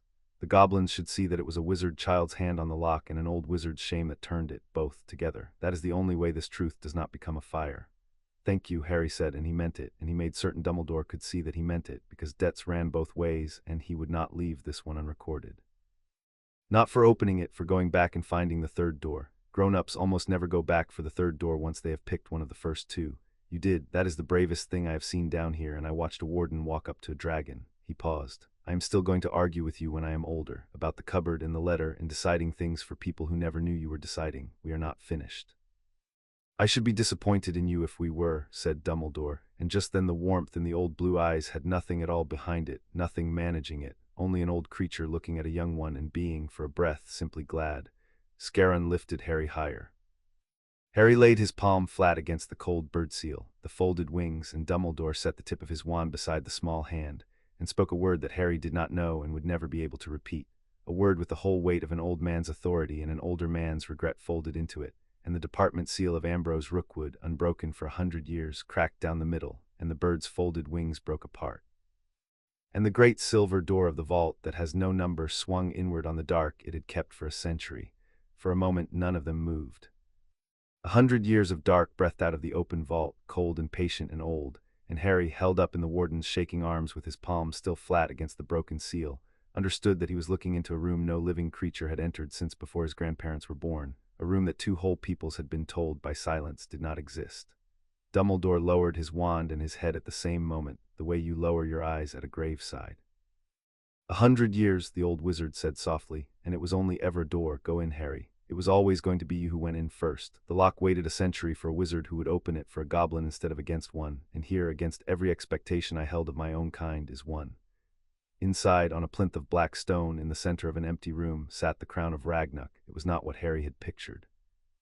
It was small and plain and light, a circle of silver folded 10,000 times upon itself, with no jewel and no ornament, and it was the most alive thing Harry had ever seen that was not breathing, because it seemed to lean toward the broken door, toward the air of the deep halls, toward home, a thing that had been waiting 100 years in the dark to be asked the question it was made to answer. And Harry, looking at it, felt a thing he had not expected, the complete absence of any wish to keep it. It was the most powerful object in the goblin world, the thing 2 armies had bled a century for, and he could have lifted it and worn it, and no one in that vault could have stopped him, and he found that the idea came out empty, a sum that totaled nothing. It was not his. It had never been his. It belonged to a people who had been robbed of it, and the whole of the wrong down here, every drop of the 100 years, had begun the instant somebody decided that a thing belonging to one creature could be taken by another who wanted it more. He was not going to be one more hand that took. He was going to be, for once in the long history of this dark, a hand that gave a thing back. And beside it on the plinth lay a slab of slate, an oath stone, and on the oath stone, cut deep and sealed with the bird, was the file Rookwood had kept of his own crime, because a clerk keeps records even of the thing he must hide, especially of the thing he must hide, in case he should ever need to prove that he had only followed orders. By order of the department that no goblin king should rise to unite the deep halls against the interest of the ministry, the crown of Ragnarok is removed and the keeper Halger silenced, and the houses set against each other by the planted writ, that they may bleed each other in place of us. So ordered, so done, A. Rookwood. Giska read it over Harry's shoulder and made a sound he had never heard a goblin make, small and broken, because she had been raised on the story of the murdered keeper, the way Harry had been raised on the rules of Privet Drive, and here at last was the truth of it in the murderer's own tidy hand, and the truth was worse than the story. The story at least had given them a villain who hated them. The truth gave them only a clerk who had not hated them at all, who had set a whole people to bleeding the way another creature might set a trap for rats as a matter of management, and had written it up and signed it and gone home to his supper. He wrote it down, Harry said, and his voice did something he could not help. He wrote down all of it, the murder and the frame and the war and why. He filed his own confession, because to him it wasn't a confession, it was a report. He reached out and did not touch the crown yet, because some things you ask before you take. It's all here, the crown to judge and the stone to prove, both together we can. That was when Gorvin came through the broken door. He came fast and low and silent, the 2 short blades already drawn, and he came not for Harry and not for the crown but for Dumbledore, because Gorvin was the best Dermot had and the best understood at once that the old wizard was the danger, and a blade in the dark is decided in the half-second nobody is ready for. Scarron was ready for it. He had been ready for it since the downfall, since the stare, since the morning 3 days ago when a wizard child had told him he kept accounts and always owed people back. He put himself between Gorven and the wizard and the crown and the child, all of it, everything that mattered, as he had put himself between the fire and the book, because that was the whole of what a warden was, the soft thing that chooses to stand where the hard thing is coming. And the two short blades found the gaps that the archive fire had already opened in his armor, and Scarron took them and did not fall, and brought the great curved blade around in an arc that ended the contract Dermok had paid for. Precisely, without gratuity, the way a warden ends a thing, and Gorven the blade of the ash-sworn lay still on the floor of the vault that has no number, and the deep halls kept, as they keep all things, the account of it. Then Scarron fell.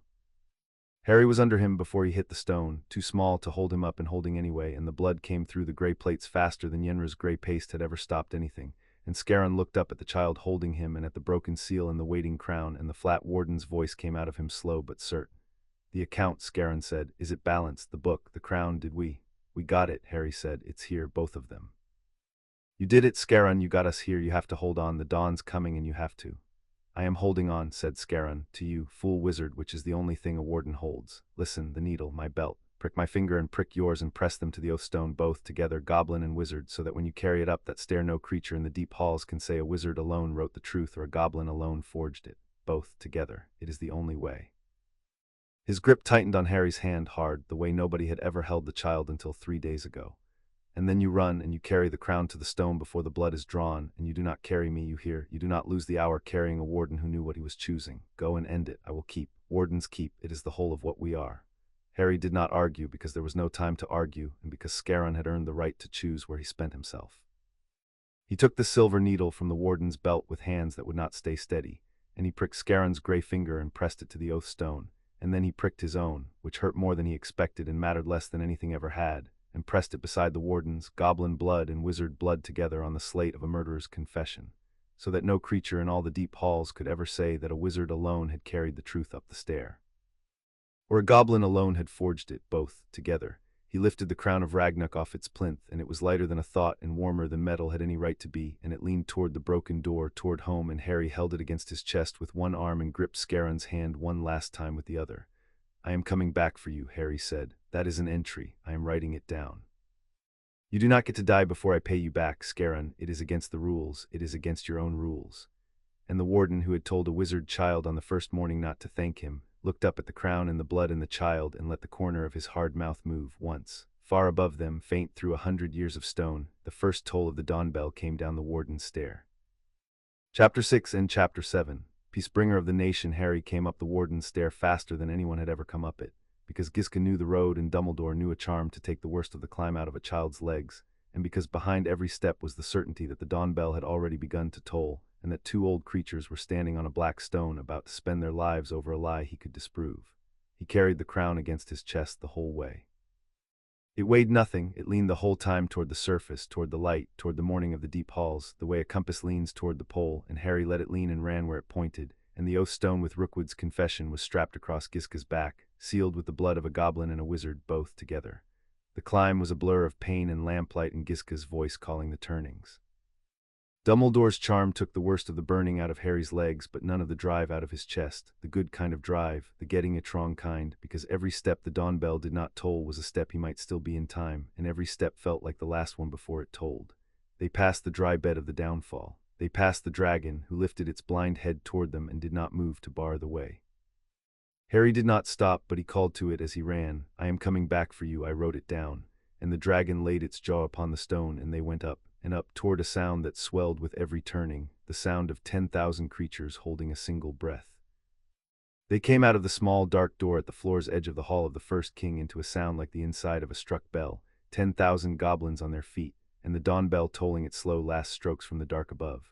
And there, in the center of the black dueling stone beneath the empty circlet, stood Gorbrand of the Riven Crown and Vragna of Hollowdeep, blades drawn, circling, each waiting for the bell to finish so that honor would let them begin. "Stop!" Harry shouted, and his child's voice should have been nothing in that vast place, should have drowned in the bell and the crowd, except that he had learned 3 days and a lifetime ago to throw his voice at the one crystal eye of the speaker's staff, and the staff caught it and the great hollow lifted it, and the word went out over the heads of the nation and fell on the two warlords on the stone. Gorbrand's blade stopped at the top of its circle. He looked across the hall, across the 10,000, to the small, soaked child standing in the door with something silver leaning out of his arms toward the light, and the last stroke of the dawn bell rang and faded into the dark, and in the silence after it Gorbrand of the Unbought said, in a voice that carried the whole length of the hall of the first king, "The cub came back up the stair." The words went out over the hall, and 10,000 goblins turned from the stone to the small dark door, and Harry, soaked and shaking and holding a crown that leaned toward the light, walked out into the one place in all the deep halls he had any right to be, which was the middle of the trouble, because that was where he had always ended up, and at last it was where he was meant to be. Vragna lowered her blade. The speaker raised her staff to halt the duel that the law had not quite let begin. And the dawn, which had been coming on all night like a blade, arrived instead like a door swinging open. Harry walked out onto the dueling stone for the second time in a night between two drawn blades, and this time he did not stop in the middle. He went to the very center, to the worn black heart of the stone where the blood was meant to fall, and he knelt, and he set the crown of Ragnarok down upon the rock, and he took his hands away. Crown sat on the stone, plain and small and folded 10,000 times, and for a moment nothing happened, and Harry heard, very close, Vragna's indrawn breath and Gorbrand's, the two of them staring at the thing their houses had bled for 100 years to possess, the thing each had sworn the other had stolen, sitting in the open on the dueling stone between them, brought up out of the dark by a wizard child. "It can't be," said Gorbrand. His blade had lowered. "We searched, 100 years we searched. It was never found. It cannot be the true crown. It is a forgery, a trick, eh? Ask it," said Harry. He stood and stepped back to the edge of the stone and left the crown alone in the center where they could all see it. "That's what it's for, isn't it?" The speaker said it. "The crown of Ragnarok judges debts, and its judgment is the one judgment no goblin disputes, so don't believe me. I'm a wizard, I'm 6, I'm the last person you should believe. Believe it. Ask it who is owed for the death of Halger. Ask it out loud in front of everyone and watch what it does." The speaker of the council came forward, and her crystal eye blazed, and she looked at Nagrok, who had been carried to the rim and who nodded his ancient head, and she lifted her staff over the crown and spoke the words of the elder form, words older than the feud, older than the bank, words that had not been spoken over the crown of Ragnarok in 100 years. "Crown of the first king," said the speaker, and the great hollow held its breath. "Maker's circle, debt made solid, we set thee upon the stone, and we ask thee the question of the longest account. Who is owed for the blood of Halger the Keeper, murdered in the deepest vault on the night the crown was lost? Turn and judge, and let the nation see." And the crown of Ragnarok, which had been made before there was lying in the deep halls, in the years when a thing was only itself, woke. A sound came off it that was not quite a sound, a pressure, the feeling deep in the ear that comes a moment before a great bell is struck, and the cold falling light of the hall seemed to bend toward it. 10,000 goblins who had spent their lives certain that the crown was lost, or forged, or a wizard's trick, felt in their oldest bones the thing their grandparents' had felt. The presence of the Maker's circle, the debt made solid, the one object in all the deep halls that could not be made to lie. Gorbrand made a sound low in his chest. Vragna had gone to one knee without seeming to know she had done it. Even Dermok, far up in the gray and orange, had risen, because a creature does not stay seated in the presence of the thing his whole fortune has depended upon staying lost. It rose a hand's breadth off the black stone, and it turned slowly in the cold falling light, and 10,000 goblins watched it turn, and it did not turn toward the green of the riven crown, and it did not turn toward the gray of Hollowdeep. It turned deliberately all the way around past both houses, as though searching the hall for a creature who was not there, and finding none it stopped, and it bowed low toward the small dark door at the floor's edge through which Harry had carried it, toward the deep way, toward the place 100 years below where a wizard's confession lay sealed in blood upon a stone. It bowed toward the absent debtor. It named, in the only language the nation could not argue with, a guilt that wore no goblin face. In the gray and orange of the ash-sworn, Dermok the Forge Lord was on his feet, and he was not warm now, and he was not smiling, because the crown had just bowed away from both the houses he had armed for 60 years, and toward a guilt that ended his harvest forever, and a creature who has lived off a fire for 60 years knows, before anyone else in the room, the exact instant the fire goes out. He stood very still, doing the old arithmetic, the cost against the wage, and Harry, even in the middle of everything, marked him standing and marked the look on him and thought, he is not finished. A creature like that is never finished while there is one more fire left to strike. "Read the stone," said Harry into the silence that followed, the most complete silence the hall of the first king had ever held. "Gizka, read them what he wrote, in his own hand, by order." Gizka unstrapped the oath stone and carried it to the center of the dueling floor, and she stood beside the bowed crown, an apprentice scribe with a chained book at her wrist, and she read out, in a clear hard voice that did not shake, the confession of Ambrose Rookwood, keeper of the sealed register, who had filed his crime as a procedure because to him, a crime against goblins was not a crime at all. By order of the department that no goblin king should rise to unite the deep halls against the interest of the ministry, The crown of Ragnarok is removed and the keeper Halger silenced, and the houses set against each other by the planted writ, that they may bleed each other in place of us. So ordered, so done. She read it once, and the hall was silent.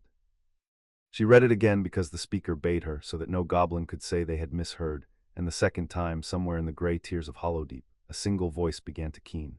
The high broken sound of a creature that has carried a wound for 100 years and just been told the knife was held by a hand it never thought to look for. And the keening spread, green tears and grey alike, 10,000 goblins beginning to grieve together at last. The thing they had done to each other at a stranger's instruction. And then, because grief with nowhere to go turns in an instant into the wish to make something blade, the hall began to turn, and Harry felt it turn, felt the keening sharpen toward a roar, and a voice in the green tears shouted the wizards. It was the wizards, and a voice in the grey took it up. And 10,000 goblins who had just learned that 100 years of their dead were the work of the world above began, exactly as Dumbledore had warned, to reach for the oldest answer there was. And Durmok struck the last fire he had, then collect it, the Forge Lord roared, and the warm reasonable voice was gone, and in its place was the voice of a creature betting everything on a single throw. You heard the wizard child, the department owes you blood, 100 years of it. So go and take it, goblins, the old way up the stairs and into their marble ministry, and teach them at last what it costs to keep us kingless. Arm yourselves. The Ash Sworn will open the armories this very hour at no charge for the war that ends all the wizards' lies. And it was clever, it was horribly clever, because he had taken Harry's own word, blood debt, and turned it back toward the blood, and the roar surged up behind him, because a grieving crowd wants a door to kick down, and Durmok had just thrown one open. This was the fire. Harry had brought the truth into the light, and the truth was a torch, and a torch in a crowd is a thing that does not care what it burns. They will rise, Nagrok said from the rim, not loudly, only to Harry, his blind face turned toward the rising roar. You have given them the truth, child, and the truth is going to march up your stairs and into your London, and it will not stop at Rookwood's grave. This is the thing I feared, this is the thing your wizard feared. A truth this size does not heal, it detonates. Not if we give the grief somewhere better to go, said Harry. You said it yourself, 100 years ago, there's no entry in all your ledgers for a different thing to do with grief. He was already walking back out to the center of the stone, small, soaked, 6 years old, between a bowed crown and a confession, and 10,000 goblins reaching for war. So let's write one. Listen, Harry shouted, and the crystal eye caught it and threw it, and a child's voice rang out over a nation on the edge of rising. You want to know who to hate, I understand. I've wanted to know who to hate my whole life. It's the thing you reach for when you hurt, because hating someone feels better than just hurting. But you're about to do it wrong, the exact same wrong you've been doing for 100 years, and I'm the only one here who can see it, because I'm the only one who isn't a goblin or a wizard. I'm just a kid, and kids can see the thing the grown-ups are too angry to see. The roar did not stop. But it paused, because a child standing its ground in the middle of a war is a strange enough thing to make even a mob curious. You've spent 100 years pointing your grief at the wrong door, said Harry. Gornuk pointed it at Dram, Dram pointed it at Gornuk. And now you've all found the right door at last, and your first idea is to point the exact same grief at every wizard alive, all of London, the ones who did it and the ones who never heard of it, the same way Gornuk blamed every Dram for one forged writ. You're about to make the 100-year mistake again, just bigger. Stop. Use the ledger, you're goblins. You believe the ledger, so read it properly this time. He pointed at the oath stone, at the bowed crown, at the green tears and the grey. Here's the true account, Harry said.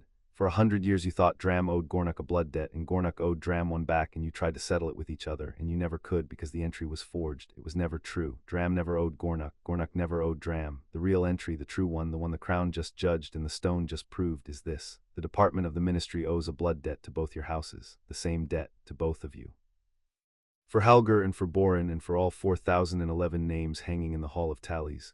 One debtor, two creditors. And do you know what that makes you, Gornuk and Dram? It makes you not enemies. It makes you the two halves of the same unpaid account. It makes you partners in a debt. He let that land. He watched it land, watched 10,000 goblins who lived and died by the ledger follow the arithmetic of it, the cold, clean shape of it, the way a forged entry becomes a true one when you finally find the hand that wrote it. You want to know the cruelest part of what Rookwood did, Harry said, quieter now, because the loud part was over and the true part was always quiet. It was not the murder, it was not even the war, it was that he made you spend 100 years doing his collecting for him. Every time a Gornuk killed a Dram, every time a Dram killed a Gornuk, you were working for him, for free, keeping yourselves too busy and too bloody to ever look up and send him the bill. He did not only steal your crown, he stole your grief, and he pointed it where it could never reach him. 100 years of the realest pain there is, and he spent it like it was his to spend. Harry looked from the green tears to the grey. So take it back, your grief is yours, it was always yours. Point it where it belongs, the two of you together, and make the ones who spent it pay it back with interest. That is not revenge. Revenge is what he wanted, you against each other forever. This is only bookkeeping, and nobody in all the world keeps books like you do.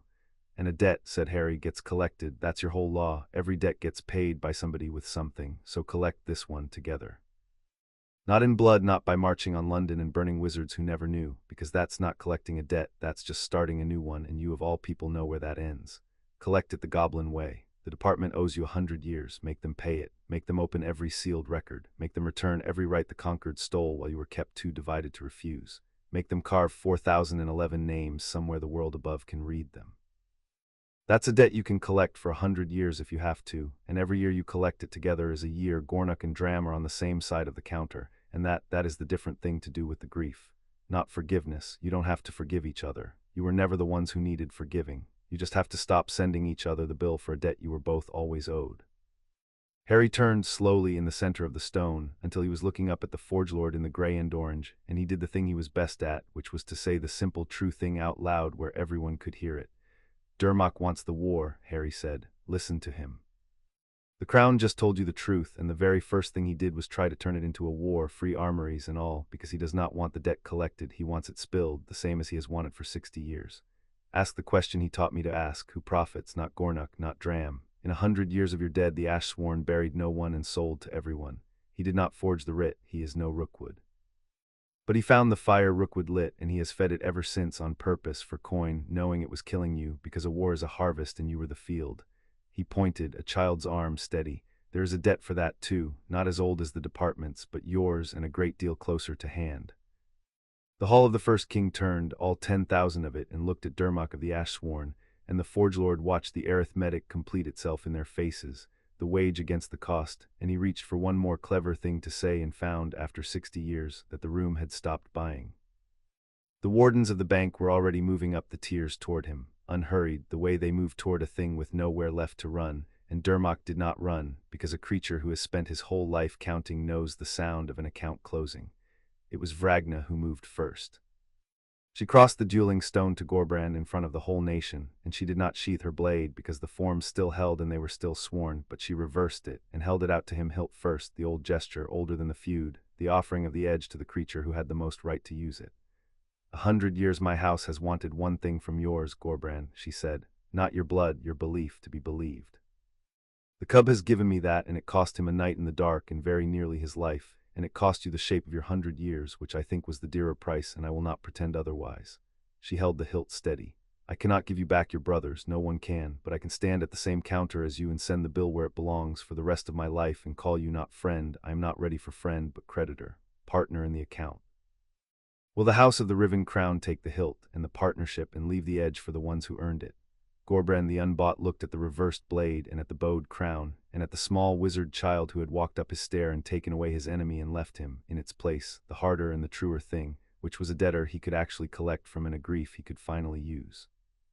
60 years, said Gorbrand, I have known who to hate, and it has held me upright, and I told the cub on this very stone that it was all I had left. His old hand closed around the hilt of Vragna's blade. I find that I was wrong. I have one thing more. I have a debt to collect and a partner to collect it with, and 100 years of my dead who would rather be the price of a wizard's fear than the fools of a feud that never needed to happen. He took the blade. He did not raise it. The House of the Riven Crown takes the hilt and the partnership, and the account stays open until the department has paid it to the last name. The Hall of the First King did not roar. It did something it had not done in 100 years, something the carved frieze on the walls had stopped before it could record. It went quiet, all 10,000, green and gray together, and into that quiet the Speaker of the Council struck the dueling stone 3 times, and declared by the law and in the form the duel void, the feud ended, the account corrected, and the blood debt of the deep halls transferred, whole and entire, to the Department of the Ministry of Magic, to be collected by the united houses of the Goblin Nation for as long as it took.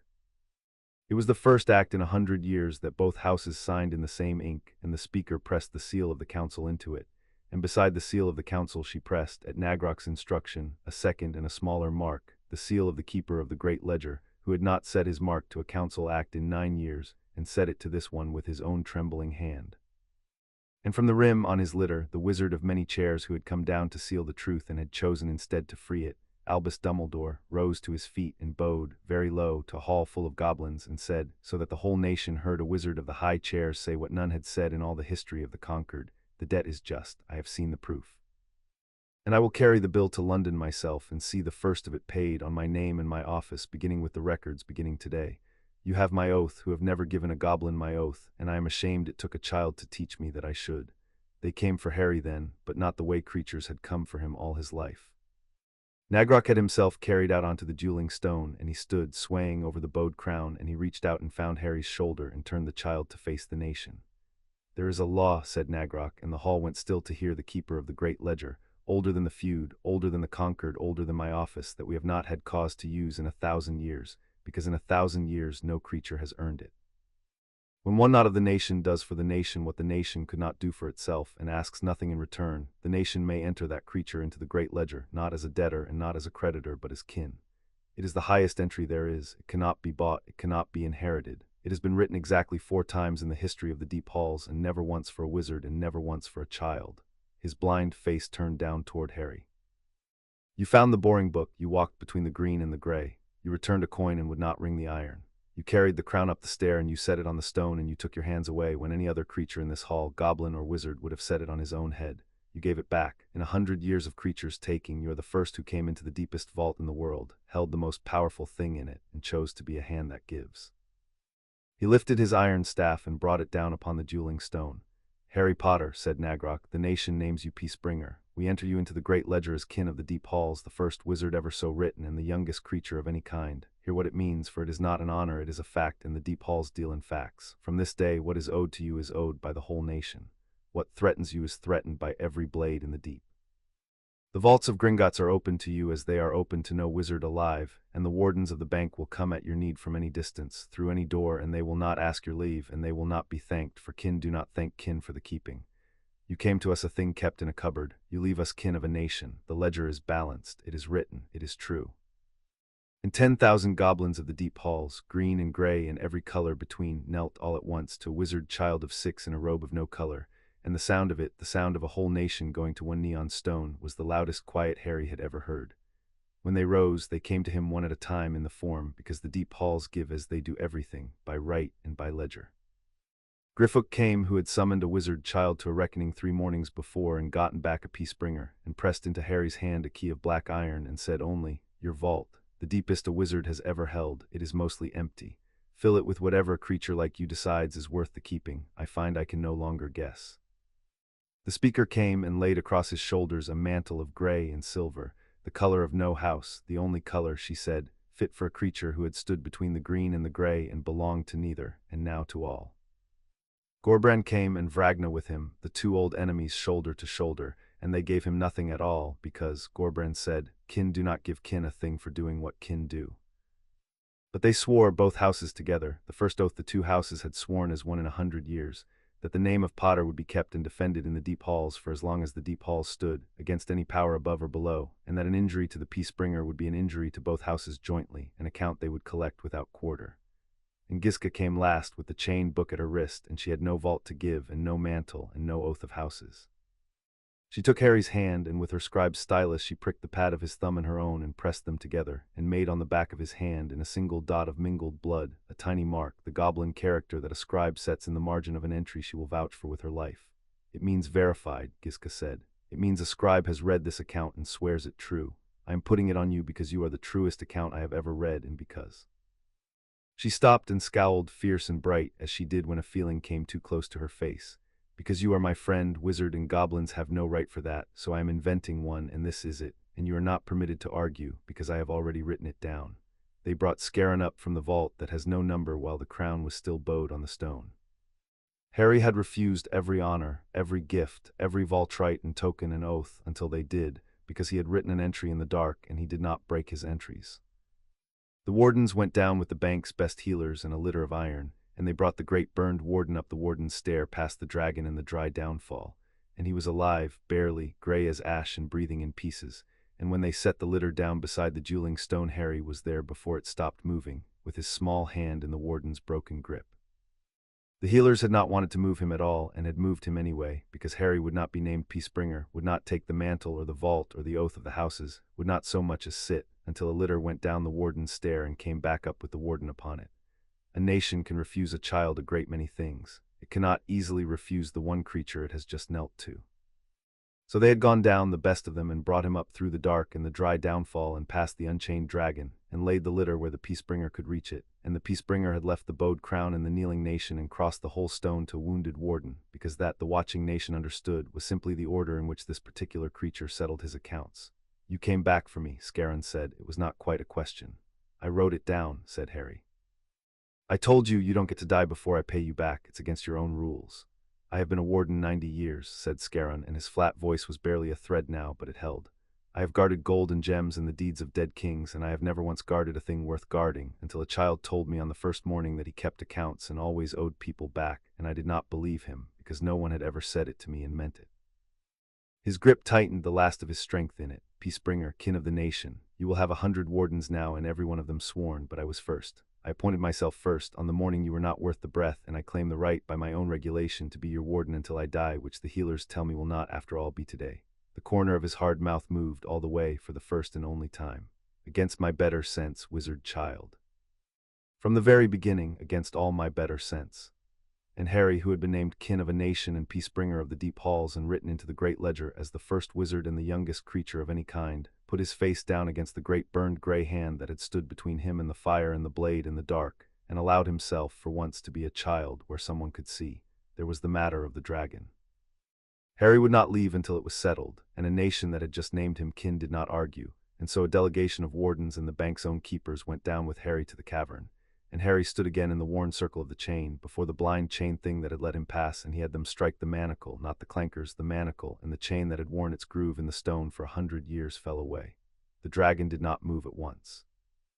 100 years is a long time to learn that the edge of your world is the length of a chain, and a creature does not unlearn it because the chain is gone. It must be shown slowly that the groove in the floor is not a wall. So Harry stood in the worn circle, where no goblin had ever stood without the iron, and waited, and let the great blind thing work it through in its own time, as he had waited for Gorbrand and Vragna and Dumbledore to work through the things the proud and the certain are always the last to see. "You don't have to guard the door anymore," Harry told the dragon in the low, even voice. "Nobody's hiding anything down here now. There's nothing left to guard. The keepers are going to take you up slowly, and they're going to fix your eyes if they can, and if they can't, they're going to find you somewhere with weather in it, because 100 years in the dark is a debt too, and the nation pays its debts now, even to dragons. Especially to dragons. You were the first prisoner I met down here. It seems right you should be one of the first ones out." The dragon turned its blind head toward the voice it had not eaten, and lowered its jaw to the stone, and the wardens, who had wrung the iron at it their whole lives, came forward without the iron, which not one of them had ever done, and began, very slowly, to teach a 100-year prisoner that the small things in the dark would not anymore always be there to hurt it. Dumbledore took Harry home at last, by the long way up, through the marble hall where the words were cut over the door. "You understand," the old wizard said on the steps in the ordinary daylight that felt strange and thin after the deep, "that I cannot leave you with very much of this. The statute holds. You will go back to your aunt's house, and you will go to the local school, and the world above will not know that the smallest kin of the goblin nation sleeps in a cupboard under the stairs in Surrey." He paused. "I will see to the cupboard. That much I can do and should have done long ago, and I am sorry, Harry, that it took a goblin to make me count what I had failed to. There will be a room. I cannot promise it will be a kind house. I can promise it will be a fairer one, because you will have somewhere to go now if it is not, and they will know it, and a creditor who can leave is a creditor who is treated well." "That's the first true thing you've offered me," said Harry. "Not safe, fairer, I'll take fairer." He looked back once at the white marble and the cut words, "Enter, stranger, but take heed. You were wrong, you know, about the truth being a fire. It was a fire, but you don't put out a fire by sealing it in the dark. You put it out by giving everyone enough of the light that no one has to burn down the house to see." "I am beginning to suspect," said Dumbledore, "that you are going to be a very great deal of trouble for a very long time to a very large number of people who richly deserve it." And the warmth in the old blue eyes had nothing managing it, and Harry decided, on balance, to let that entry stand. They climbed the last of the way in a companionable quiet that surprised them both, the most powerful wizard of the age and the smallest kin of the goblin nation, two creatures who had spent a night on opposite sides of a question and come out somehow on the same step. Harry knew it was not the end of it.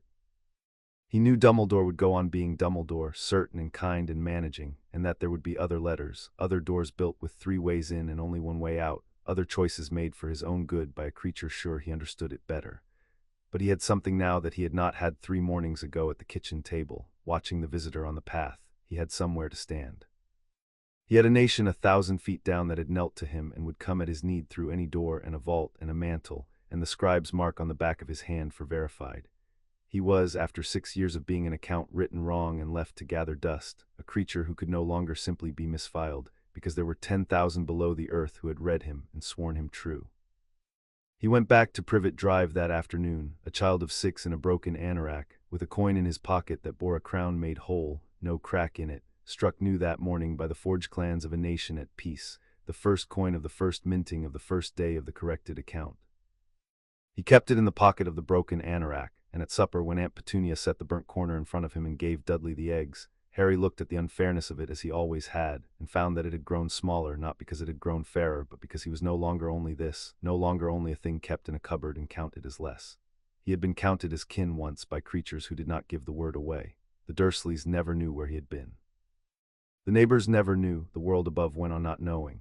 But 1,000 feet down in the Hall of Tallies, a new tablet hung among the 900,000 in the place of highest honor beneath the thickest chain, and on it in Gisca's careful hand was written the shortest and the truest entry in the history of the deep halls, the one Harry had asked for in place of every gift, the only thing he had wanted to take back up the stair with him. It read, "Here it was made right, a child returned what fell." Chapter 7 End.